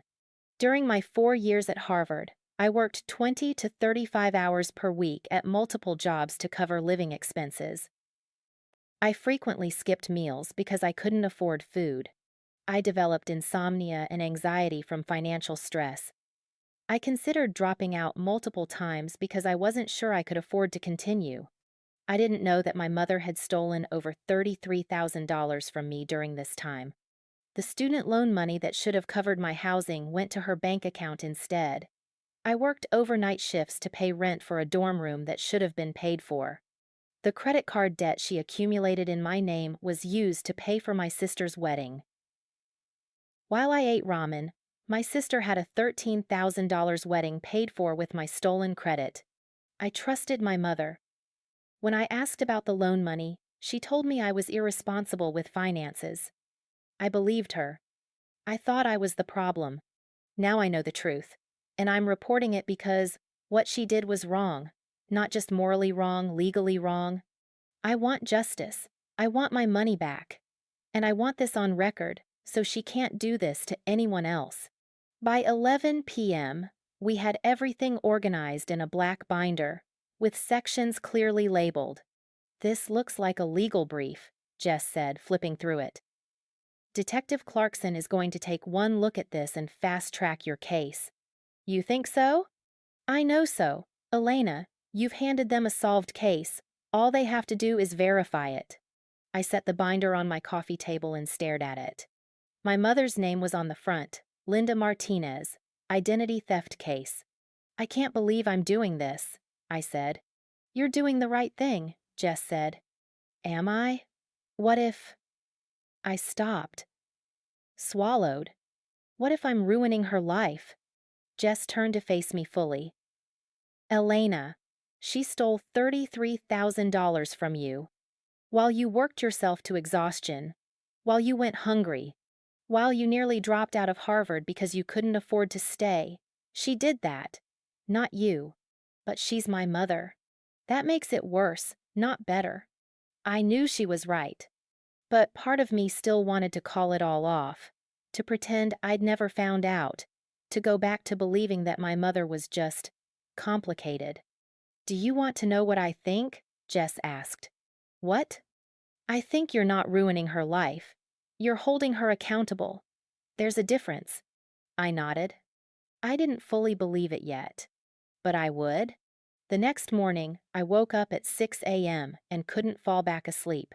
I spent 2 hours getting ready for the police station, showering, picking an outfit that looked serious but not overdressed. Navy pants, white blouse, the same outfit I'd worn to job interviews. I wanted to look credible. At 1:30 p.m., I took an Uber to the Cambridge Police Department. The building was gray brick, 3 stories, with small windows and an American flag hanging limply in the humid afternoon air. I stood on the sidewalk for 2 full minutes before I could make myself walk inside. The lobby was small, linoleum floors, fluorescent lights, a reception desk behind bulletproof glass. I have a 2 p.m. appointment with Detective Clarkson, I told the officer at the desk.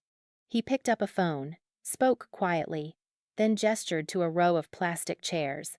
Have a seat. She'll be right with you. I sat, clutched the binder to my chest. At 2:04 p.m., a door opened. Elena Martinez? The woman who walked out was in her early 40s. Black pants, blue button-down, badge clipped to her belt, short brown hair, sharp eyes that assessed me in 2 seconds. I'm Detective Sarah Clarkson, she said. Come on back. I followed her through a maze of hallways to a small interview room. Table, 4 chairs, recording equipment in the corner. Have a seat, she said, closing the door. Can I get you water? Coffee? Water, please. She left and returned a minute later with a bottle of water and a legal pad. Okay, she said, sitting across from me. Let's start from the beginning. Tell me what happened. I set the binder on the table between us. My mother stole $33,000 from me over 4 years, I said. I have documentation. Detective Clarkson opened the binder. And for the next 78 minutes, I told her everything. Detective Clarkson called me on June 28th. I was at my summer research position data entry for a psychology lab, $2,800 for 10 weeks when my phone buzzed. Miss Martinez, this is Detective Clarkson. Do you have a minute? I stepped into the hallway. Yes. What did you find? We subpoenaed your mother's bank records. The account ending in 7,429, all 4 student loan disbursements were deposited there. No transfers out to you. The money was spent on living expenses and withdrawn in cash over time. My stomach dropped.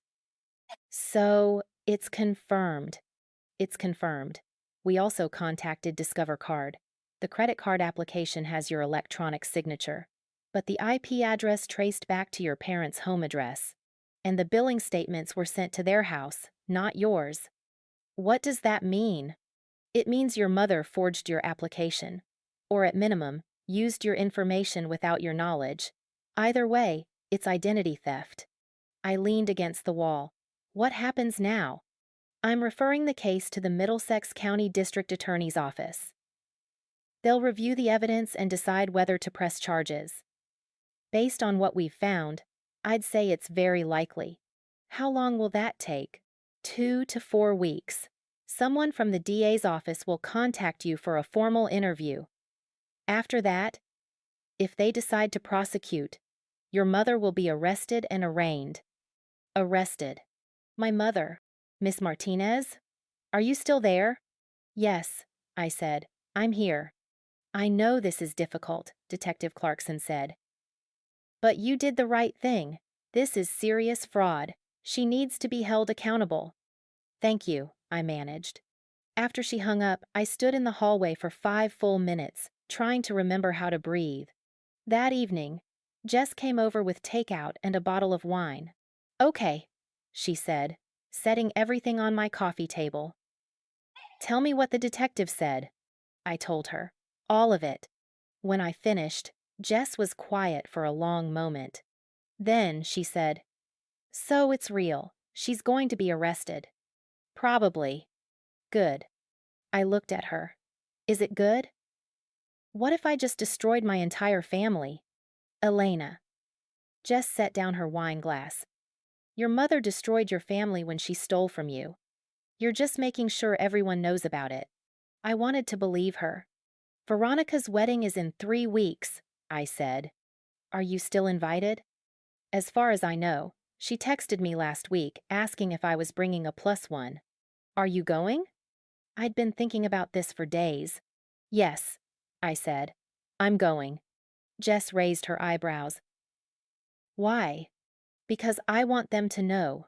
Not just mom and dad. Everyone. Every relative who's ever told me to be grateful.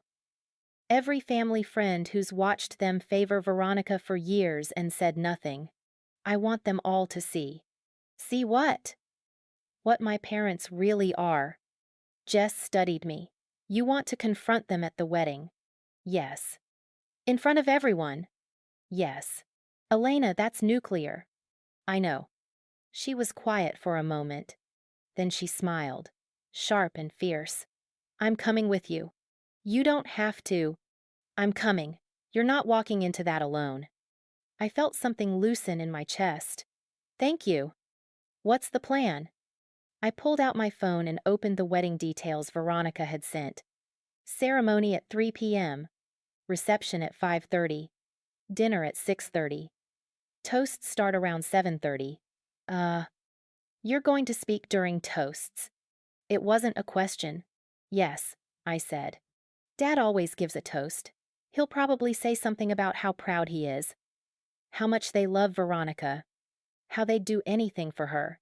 And then, I'm going to stand up and tell everyone exactly what they did. With evidence? With evidence. Jess grinned. This is the most badass thing you've ever done. Or the most stupid. Same thing sometimes. Over the next 2 weeks, I prepared. I wrote the speech 14 times. The first version was too angry, too raw. It would have made me look unstable. The 5th version was too detached, too clinical. It wouldn't land. The 10th version was close. By the 14th, I had it. 3 minutes, 400 words, every sentence a surgical strike. I practiced in front of my mirror until I could deliver it without crying, without shaking, without my voice breaking on the word theft. I printed copies of the key evidence credit card statements, loan disbursement emails, the police report case number. I put them in a folder labeled with Detective Clarkson's name and badge number. Official. Irrefutable. I picked out a dress. Navy blue. Professional. The same one I'd worn to graduation. Let them remember that day. Let them remember what they said to me. I texted Veronica on July 15th. Elena, still planning to come Saturday, bringing my friend Jess as my +1. Is that okay? Veronica. Of course. Can't wait to see you. It's going to be such a beautiful day. I stared at the exclamation points. She had no idea what was coming. Part of me felt guilty about that. Veronica hadn't stolen from me. She probably didn't even know about the credit card. But she'd benefited from it. Her $13,000 wedding was paid for with my money. And she'd never once questioned why I worked 3 jobs while she planned centerpieces. The guilt faded. On July 18th, 2 days before the wedding, I got a call from an unknown number. Is this Elena Martinez? Yes. This is ADA Jennifer Wu from the Middlesex County District Attorney's Office. I'm calling about case number 2024CPD5839. Do you have a few minutes? My heart stopped. I've reviewed the evidence Detective Clarkson submitted. I want you to know we're moving forward with charges. Identity theft, larceny over $250, and wire fraud. We'll be issuing a warrant for Linda Martinez's arrest. When? Next week. We're coordinating with the court for an arraignment date. Someone will contact you when we have more information. Okay. Miss Martinez, I know this is difficult, but I want you to know you have a very strong case. What your mother did was serious, and we're going to make sure she's held accountable. Thank you, I said. After she hung up, I sat on my couch and tried to process. Next week. 1 week after the wedding. Perfect timing. I called Jess. They're arresting her next week, I said. Holy shit. The DA just called. They're pressing charges. Jess was quiet for a moment. Then, how do you feel? Terrified, I admitted. And relieved, and guilty, and angry, all at the same time. That's normal. Is it? Elena, you're about to watch your mother get arrested for stealing from you. There's no normal way to feel about that. She was right. Are you ready for Saturday? She asked. I looked at the speech on my desk, at the folder of evidence, at the navy dress hanging on my closet door. Yes, I said, I'm ready. July 20th arrived too quickly, and not quickly enough. I woke up at 6:47 a.m., the same time I'd received my Harvard acceptance 4 years earlier. Some symmetry there, I thought. Full circle. I lay in bed for 20 minutes, staring at the ceiling, trying to imagine how today would unfold. Would I actually go through with it? Would I really stand up in front of 150 people and accuse my parents of theft? Yes, I would. Because staying silent had cost me 4 years of my life, 4 years of thinking I wasn't enough, 4 years of working myself to exhaustion while they spent my money on someone else. Silence had never protected me. Maybe truth would. At 8 a.m., Jess arrived with coffee and bagels. Eat, she commanded, setting everything on my table. You're going to need energy. I'm not hungry. I don't care. Eat. I ate half a bagel, drank the coffee. My stomach felt like concrete. Okay, Jess said at 10 a.m. Let's get you ready. She'd brought her makeup kit, the expensive one she usually reserved for special occasions. She did my foundation, my eyes, my lips, made me look polished, put together, credible. You look powerful, she said when she finished. I stared at myself in the mirror. I looked like someone who knew what she was doing. I hoped that was true. At noon, I put on the navy dress. Jess zipped it up. You've got this, she said. Do I? Yes, and I'll be right there with you. We drove to the venue Rosewood Manor, 40 minutes outside Boston in Jess's car. The GPS said we'd arrive at 2:47 p.m., plenty of time before the 3 p.m. ceremony. Jess drove. I sat in the passenger seat, hands folded in my lap, practicing the speech silently. My parents didn't whisper it. They announced it. You okay? Jess asked. No. That's fair. At 2:15 p.m., we passed a sign. Rosewood Manor, 5 miles. My phone buzzed. Mom, can't wait to see you today. Veronica is so happy you're coming. I stared at the message. She had no idea what was about to happen. Part of me wanted to warn her, to give her a chance to explain, to offer an apology before I destroyed everything. But she'd had chances. She'd had 4 years of chances. Every time I asked about the money, every time I worked a double shift, every time I went to bed hungry, she'd chosen not to tell me the truth. Now I would tell everyone. I didn't respond to the text. At 2:43 p.m., we pulled into the venue parking lot. Rosewood Manor was stunning. White stone mansion, sprawling gardens, a lake glittering in the afternoon sun. The kind of place that cost $15,000 just to rent for the day. Paid for with my stolen credit. Jesus, Jess muttered. This place is obscene. $13,000 obscene, I said. We parked and sat in the car for a moment. Last chance to change your mind, Jess said. I looked at her. Do you think I should? No. But I think you need to hear that you can. If you want to walk away right now, I'll drive us home. No judgment. I thought about it. Really thought about it. Then I opened the car door. Let's go. The ceremony area was set up on the lawn overlooking the lake. White chairs in neat rows, an arch covered in roses and peonies. A string quartet playing something classical and romantic. Guests were already arriving. Women in pastel dresses, men in summer suits. Everyone smiling, chatting, taking photos. I recognized some faces. Aunt Clara, Uncle Mike, cousins I hadn't seen in years, my father's colleagues from the law firm, And there, near the front, greeting guests, my parents. Mom wore a cream-colored dress and a wide-brimmed hat. She looked elegant, proud, every inch the mother of the bride. Dad stood beside her in a gray suit, shaking hands, laughing at something someone said. They looked happy. They looked innocent. My hands clenched into fists. Elena? I turned. Veronica. She was stunning in her wedding dress, ivory lace, fitted bodice, long train. Her hair was swept up in some elaborate style.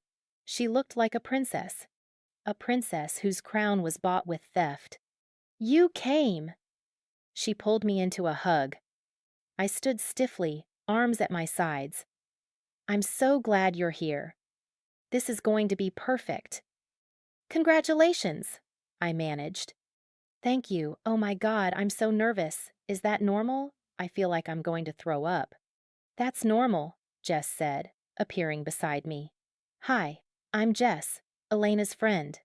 Nice to meet you. Thank you for coming. Veronica glanced toward the mansion. I should get back photos in 10 minutes. But I'll see you at the reception, right? Save me a dance. She hurried away in a rustle of lace and tulle. She seems nice, Jess said quietly. She is nice, I said. That's the problem. We found seats near the back. Row 12, aisle seats, easy to leave quickly if needed. At 2:58 p.m., the guests settled.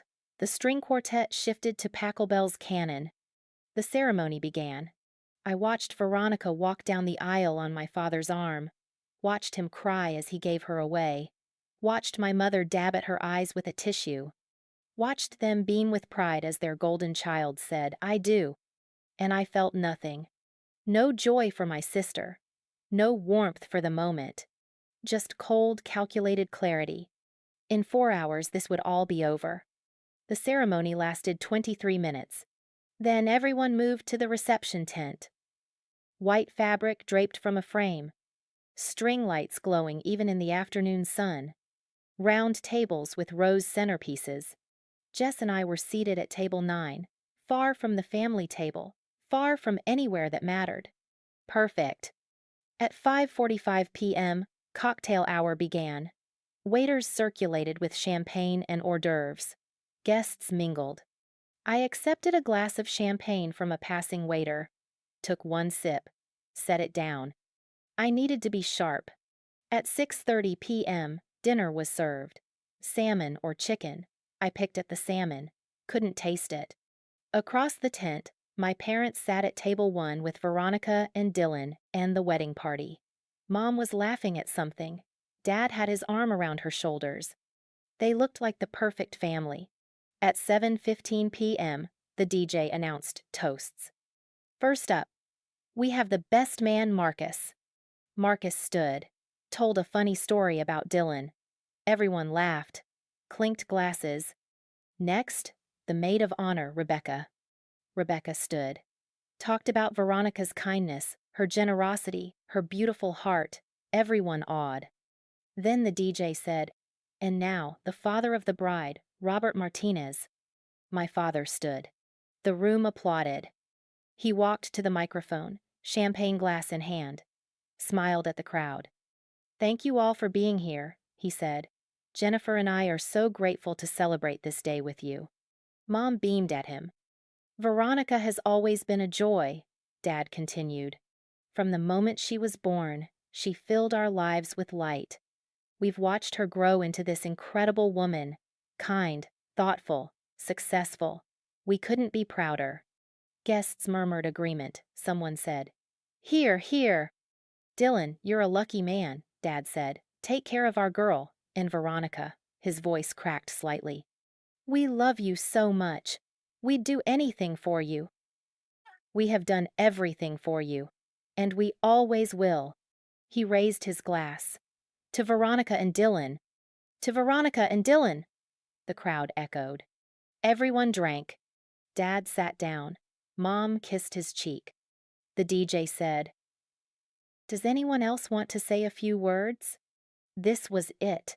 I stood. Every head turns. I walked toward the microphone. The DJ looks confused but hands it to me. I stand center of the dance floor, 150 people staring. I find my parents' table. Mom's smile falters. Dad's face is blank. Veronica looks delighted. She thinks this is sweet. I clear my throat.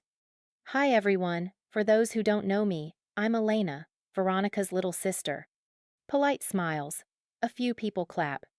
I want to talk about sacrifices. Mom's smile freezes. Specifically, the sacrifices my parents made for this beautiful wedding. Dad shifts in his seat. I keep going. This venue costs $15,000 to rent. The flowers cost $4,000. The catering is $200 per plate. This wedding, I gesture around the tent, cost $80,000. Guests glance at each other. Uncomfortable. Why is she talking about money? That's a lot. I continue. But our dad just said he'd do anything for Veronica, and he meant it. Dad's face goes white. Here's what you don't know. My parents didn't save for this wedding. Silence. Total silence. They stole for it. Gasps. Veronica's face drains of color. Dylan's hand grips hers. Specifically, my mother Linda Martinez committed identity theft to pay for this reception. Mom stands. Elena, stop. She opened a Discover credit card in my name without my knowledge or consent in January 2022. I pull out the folder. Hold up the credit card statement. She charged $12,847 to that card over 16 months. Every single charge was for Veronica's wedding. Phones come out. At least 30, maybe more. Guests are recording. Bella Sarah Catering, $4,200, I read from the statement. White Magnolia Florist, $1,890. David's Bridal, $2,340. Veronica starts crying. Dylan stands up, arm around her. I keep reading. Rosewood Manor Venue Deposit, $3,200. Someone gasps. Mrs. Kowalski, Mom's book club friend. That's not all, I say. While I was at Harvard, my mother redirected my student loan disbursements to a bank account I didn't have access to. $18,247 over 4 years. Dad tries to stand. Uncle Mike puts a hand on his shoulder, keeps him seated. That money was supposed to pay for my housing, my food, my books. Instead, it went to my mother's personal account. I hold up the loan disbursement emails. I have proof. I have bank records. I have emails from the loan company confirming the account number. My voice is steady now, clear. While my parents spent $33,000 of my stolen money, I worked 3 jobs. I worked overnight shifts at a convenience store. I tutored on weekends. I ate ramen 6 nights a week because I couldn't afford groceries. Guests are staring at my parents now. Mom is crying. Dad's face is stone. And at my graduation, my Harvard graduation, my mother told me, "Your sister's the real success." The room goes dead silent. She said I just studied. Like 4 years of surviving on nothing was easy. Like graduating with highest honors while working 35 hours a week meant nothing. I look directly at my mother. So when Dad said, "We'd do anything for you, Veronica," he was right, including destroying my credit, stealing my future, and committing multiple felonies. Elena, please. Mom's voice breaks. I filed a police report 2 weeks ago.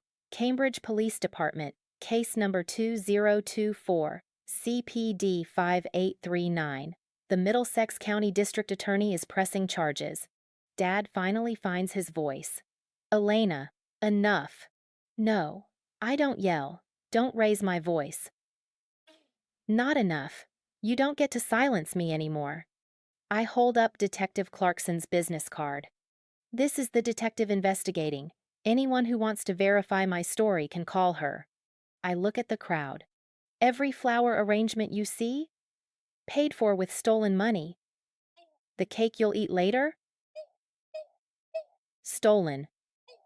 The photographer capturing this moment? Stolen. I turn to Veronica.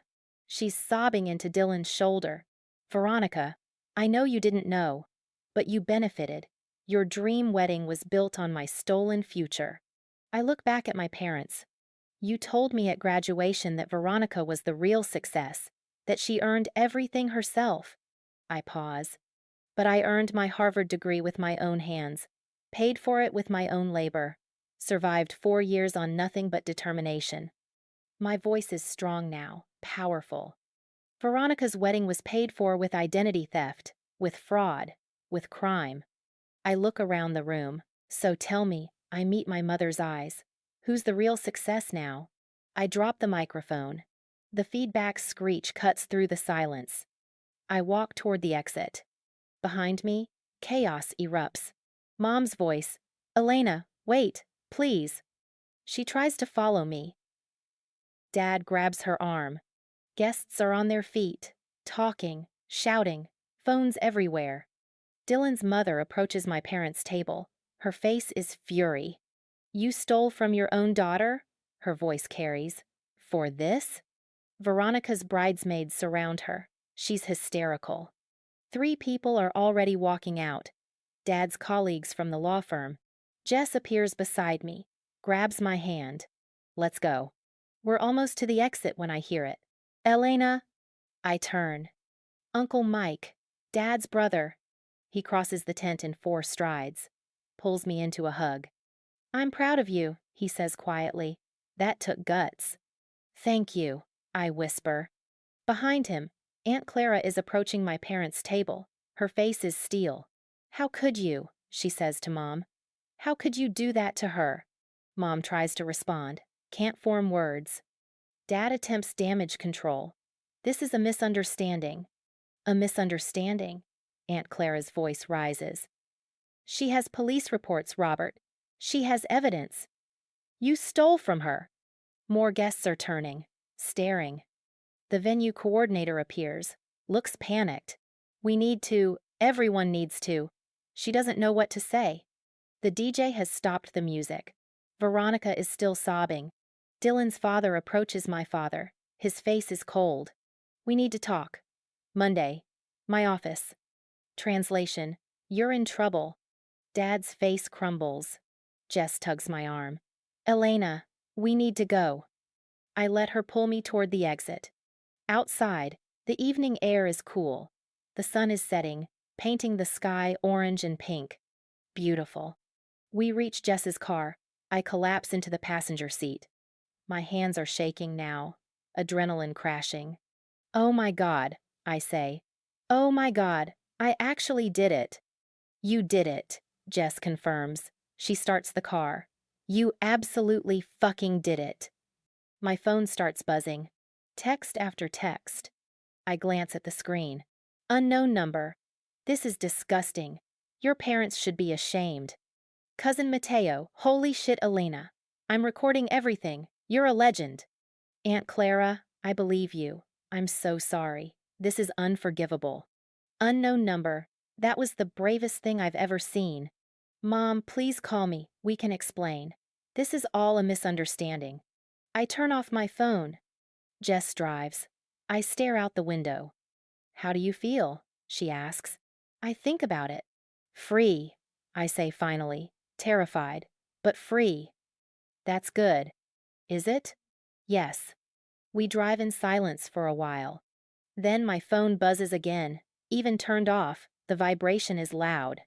I turn it back on. One new message. Unknown. Video is going viral. 340K views in 20 minutes. Everyone knows. I open Twitter. Someone tagged me. The video is there. Posted by at Wedding Dramatia. Sister exposes parents for identity theft at wedding reception. This is insane. 340,000 views. 4,200 shares. Comments pouring in. The mic drop at the end, holy shit. Her parents' faces when she said $33K. This is the wildest wedding toast I've ever seen. She really said who's the real success and walked out queen. I close the app. It's viral, I say quietly. Good, Jess says. Let it be. Let everyone see what they did. I lean my head against the window. In 4 hours, my entire family has imploded. In 4 hours, my mother's crime is public knowledge. In 4 hours, I've burned every bridge I've ever had. And I feel lighter, like I've been carrying a weight for 4 years and finally set it down. What happens now? I ask. Now? Jess glances at me. Now you go home, you sleep. And tomorrow, you start building the life they tried to steal from you. I close my eyes. Tomorrow. A future they can't touch. A future I earned myself. Okay, I say. Let's go home. I woke up at 11:47 a.m. on July 21st. For a moment, I forgot what had happened. Then I remembered. The wedding. The microphone. My mother's face. 340,000 views. I grabbed my phone from the nightstand. The screen lit up with notifications. 127 text messages. 43 missed calls. Instagram. 892 notifications. Twitter. 2,347 notifications. I opened Twitter first. The video had 1.2 million views. I scrolled through comments, hands shaking. This is the most satisfying call-out I've ever seen. The way she had receipts ready. Her mom's face at 2:34. Imagine stealing from your own kid for a wedding. That "who's the real successes" line lives rent-free in my head now. Some comments were cruel, calling me dramatic, saying I ruined Veronica's day, claiming family issues should stay private. But most were supportive, saying I was brave, saying they believed me, saying their parents had done similar things.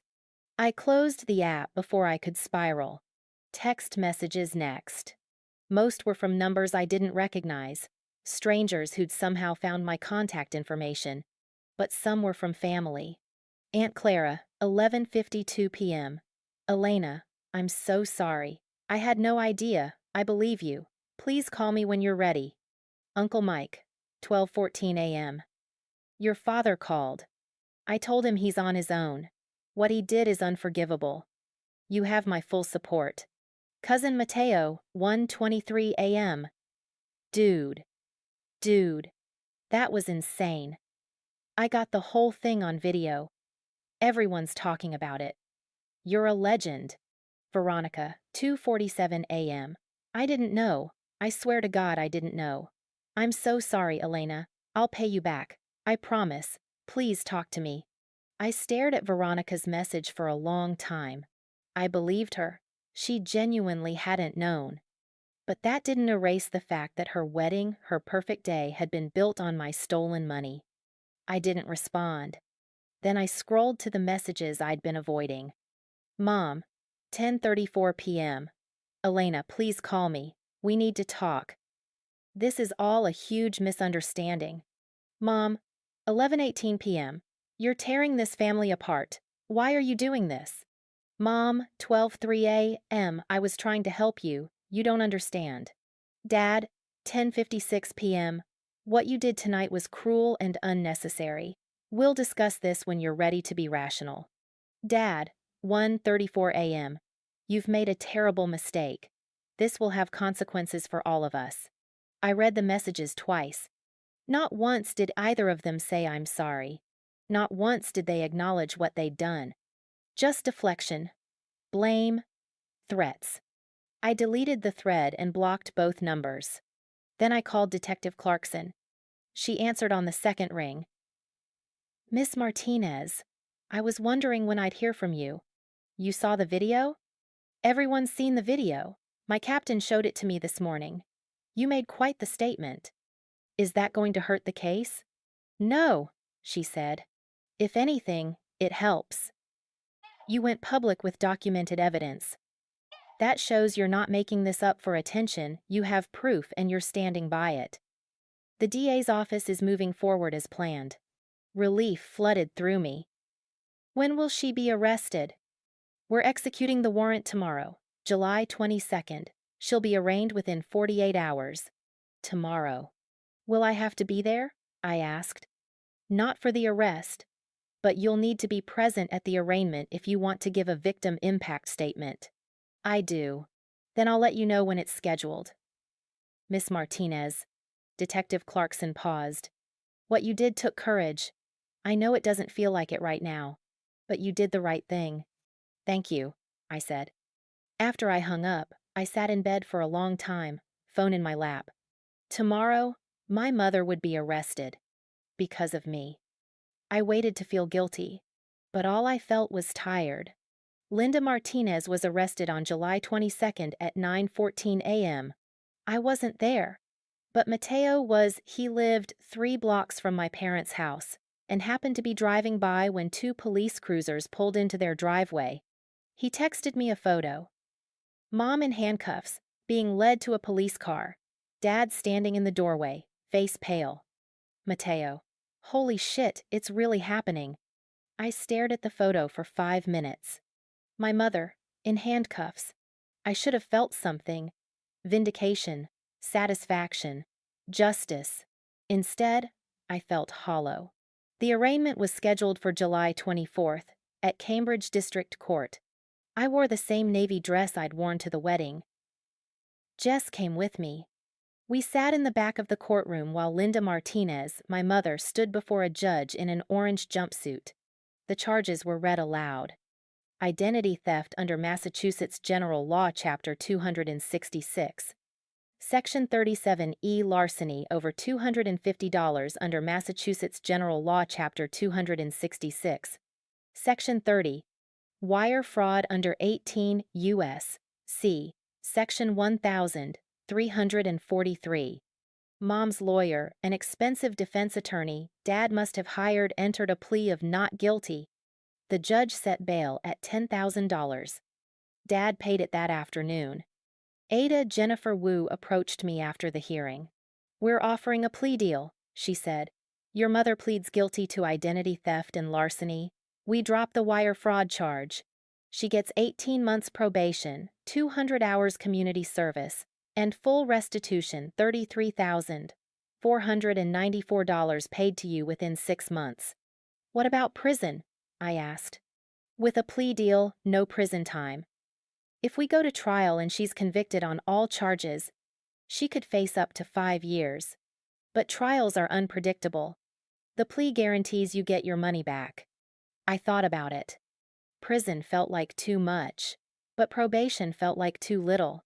What do you think I should do? I asked. Jennifer's expression softened. Honestly, take the plea. You'll get restitution, she'll have a criminal record, and you can move on with your life. Trials take years. They're exhausting. This way, it's over in 6 months. Okay, I said. I'll take the plea. On December 3rd, 2024, Linda Martinez appeared in court and pleaded guilty. I was there for the sentencing hearing. The judge asked if I wanted to give a victim impact statement. I stood. My hands were steady now. Your Honor, my name is Elena Martinez. I'm 24 years old. I graduated from Harvard University in May with a 3.97 gigapascals and the Holbrook Prize for academic excellence. I looked at my mother. She was crying. For 4 years, my mother stole from me. She took my student loans money that should have paid for housing and food. She opened a credit card in my name and charged over $12,000 for my sister's wedding. She took a scholarship refund check I earned and kept the money. My voice didn't shake. While I worked 3 jobs and skipped meals because I couldn't afford groceries, she spent my money on someone else. When I asked where it went, she told me I was irresponsible, that I needed to budget better. She made me believe I was the problem. I paused. I'm not here for revenge. I'm here because what she did was wrong. Not just morally wrong, legally wrong. And I want it on record so she can't do this to anyone else. I looked at the judge. I hope this sentence teaches her that love shouldn't have conditions and family shouldn't have favorites. I sat down.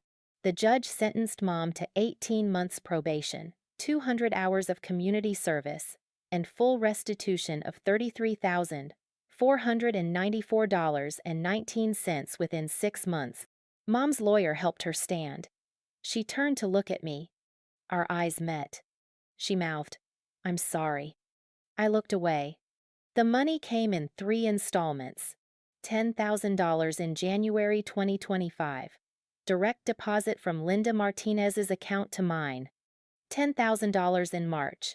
$13,494.19 in June. Each time, I watched the balance update and felt nothing. It wasn't about the money anymore. It was about being believed. The family split happened quickly. Aunt Clara sided with me immediately. She hosted a family meeting in August without inviting my parents, where she made it clear anyone who defended what Linda and Robert had done was not welcome in her home. 11 relatives sided with me. Aunt Clara, Uncle Mike, Mateo, and 8 cousins I'd barely spoken to growing up. They sent texts, called, invited me to dinners, told me I was brave, told me they believed me. 6 relatives sided with my parents. Grandma Patricia Mom's mother sent me a scathing letter calling me vindictive and ungrateful. Uncle Tom stopped speaking to me entirely. Dad's parents removed me from their will. 15 others stayed neutral. They didn't call, didn't text, just quietly disappeared from my life. I was fine with that. Silence was a choice, and their choice told me everything I needed to know. Veronica tried to reconcile. She texted me every few weeks. Always the same message. I didn't know. I'm so sorry. Can we talk? In September, she sent $5,000. Veronica, it's not enough, but it's what I have right now. I'm going to pay you back everything. I promise. I accepted the money, replied. Thank you. I know you didn't know, but I need time. She didn't push. In November, I heard through Mateo that Veronica and Dylan were getting divorced. He couldn't get past the wedding built on fraud thing. The marriage lasted 8 months. I felt guilty about that for exactly 3 days. Then I remembered. I didn't steal the money. I told the truth. What happened after wasn't my responsibility. My parents tried to reach out. In September, Mom sent a letter. 5 pages of apologies and excuses and explanations. I was trying to help. I thought you'd understand. Family is supposed to forgive. I read it once, then burned it in my kitchen sink. In October, Dad left a voicemail. Elena, this has gone on long enough. Your mother made a mistake, but you're being vindictive. We're still your parents. Call us back. I deleted it without responding. In December, they sent a Christmas card. We miss you. We love you. Please come home. I threw it away. I didn't hate them. I just had nothing left to say. The social consequences were brutal for them. Dad's law firm put him on probationary status in August. 4 clients left. His pathway to partner disappeared. By November, Mateo told me Dad was considering early retirement. Mom lost her real estate license temporarily, while the state ethics board investigated whether she could be trusted with clients' financial information. She had to retake the licensing exam in December. Her business dropped by 60%. Their social circle evaporated. Mom's book club quietly asked her to leave. Dad's country club membership wasn't renewed. Church friends stopped calling. Mrs. Chen, our neighbor for 15 years, stopped speaking to them entirely. The community knew. And they'd made their judgment. Thanksgiving 2024. I celebrated with Jess, Mateo, Aunt Clara, and 6 college friends. We ordered Chinese food and watched football and played board games until 2 a.m. This is my family now, I told them. Aunt Clara teared up. You're damn right it is. Christmas, I spent with Aunt Clara and Uncle Mike. They gave me a gift, a framed photo of me at Harvard graduation, holding my diploma. You earned this, Aunt Clara said. No one can ever take that from you. I cried for the first time in months. Not sad tears. Relief. By January 2025, the viral video had 4.3 million views. I'd been contacted by 3 podcasts, 2 news outlets, and a literary agent who wanted me to write a book. I declined everything. This wasn't a story I wanted to profit from. It was just my life, and I was finally ready to start living it. It's been 18 months since the wedding. I'm 24 now, and my life is unrecognizable in the best way. I live in Boston, in a studio apartment in Back Bay. Rent is $1,850 a month, which is obscene, but it's mine. Entirely mine. No roommates. No one else's name on the lease. The walls are pale blue. I have plants on the windowsill, a philodendron, two succulents, a snake plant that somehow survives despite my terrible watering schedule. My Harvard diploma hangs above my desk in a simple black frame. Every morning, I wake up and see it. And I remember, I earned this. I work at Boston Consulting Group as an associate consultant. I started in September 2024 at $95,000 a year. In July 2025, I was promoted to senior associate. Now I make $108,000. I specialize in financial ethics consulting. The irony isn't lost on me. I help companies develop fraud prevention policies. I review financial controls. I train executives on ethical decision-making. And every time I catch someone trying to hide embezzlement or justify creative accounting, I think about my mother. And I make sure they get caught. In March 2025, I won the Rising Star Award at my firm. My profile was featured in the company newsletter. Elena Martinez helps clients avoid the financial misconduct that nearly derailed her own future. I didn't mention my mother by name, but everyone at the firm knew. Financially, I'm stable. For the first time in my life. The restitution money paid off my fraudulent credit card debt, $12,847.19, gone. I've been aggressively paying down my student loans. I started with $18,247 in September 2024. By December 2025, I'd reduced it to $2,100. I'll have it paid off by March 2026, 3 years ahead of schedule. I have $18,000 in my emergency fund, 6 months of expenses, the number that used to terrify me, $18,000, the amount my mother stole is now my safety net. I have $12,000 in my 401. I bought a laptop in December, $1,800, paid in cash, the first major purchase I made without guilt. I'm not rich, but I'm secure, and that's worth more than anything. My credit score is 758. It was 590 when I discovered the fraud. Seeing that number rise felt like watching my future come back to life. Socially, I've rebuilt. Jess is still my best friend. We have brunch every Sunday. She's in grad school now, clinical psychology, and she's brilliant. She'll make an incredible therapist. Mateo visits the first weekend of every month. He's pre-law now at BU. I'm helping him study for the LSAT. He wants to be a public defender. You inspired me, he told me in October. I want to help people who can't fight for themselves. I cried. Aunt Clara and I have dinner twice a month. She's become the mother figure I needed. She listens without judgment. She celebrates my wins. She reminds me that I'm enough. Uncle Mike took me to a Red Sox game in August. We ate hot dogs and talked about nothing important, and it was perfect. I've made new friends too. 8 people from work and college. We have a hiking group, a book club, regular game nights. I'm building a life from scratch. And it's good. Romantically, I'm dating someone. His name is Marcus. He's 26. He works as an architect at a firm in Cambridge. We met in February 2025 at a networking event. He approached me at the refreshment table and said, "You look like you'd rather be anywhere else." I laughed. Is it that obvious?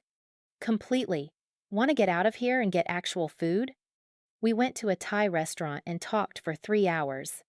I told him about my family on the third date. Not the whole story. Just, I don't talk to my parents. They stole from me.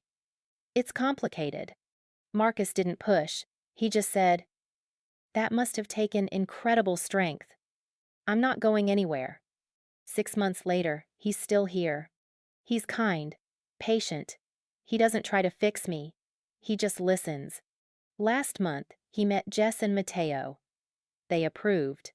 We're talking about moving in together next year. I'm terrified. And hopeful.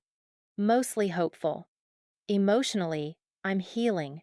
I started therapy in September 2024. Dr. Patel specializes in family trauma and financial abuse. Once a week, I sit in her office and unpack 4 years of damage. We've talked about the theft, the gaslighting, the favoritism, the way I internalized the belief that I wasn't enough. You were enough, Dr. Patel told me in December. You always were. They just couldn't see it. I'm learning to believe that. I still have bad days. Days when I see a mother and daughter laughing in a coffee shop and feel a sharp pang of loss. Days when I wonder if I overreacted, if I destroyed my family for nothing. But then I remember. I didn't destroy my family. They did that themselves. I just stopped protecting them from the consequences. I still think about my parents sometimes. I wonder if Mom finished her community service, if Dad ever got promoted, if they're happy, if they regret what they did. I wonder if they think about me, but I don't reach out, and I don't plan to. I saw Mom once, in March 2025. I was getting coffee near my apartment when I looked up and saw her across the street. She was older, tired. Her hair had more gray. Our eyes met. For 3 seconds, we just stared at each other. Then she looked away and kept walking. I stood there for 5 minutes afterward, holding my coffee, trying to figure out how I felt. I expected sadness, anger, something, but all I felt was nothing. She was a stranger, and I was okay with that. Veronica and I text occasionally. Every 2 months or so, she'll reach out. Veronica, October 2025. I'm sorry. I know I keep saying it, but I am. Elena, October 2025. I know. Thank you. Veronica, December 2025. Merry Christmas. I hope you're doing well. Elena, December 2025. You too. We're not close. We probably never will be. But we're not enemies. And that's enough. Last week, I got an email from Mrs. Patterson, my high school guidance counselor. She'd read about the case in a local news article. She wanted to check in. Elena, I always knew you'd do great things. I'm sorry your path was harder than it should have been.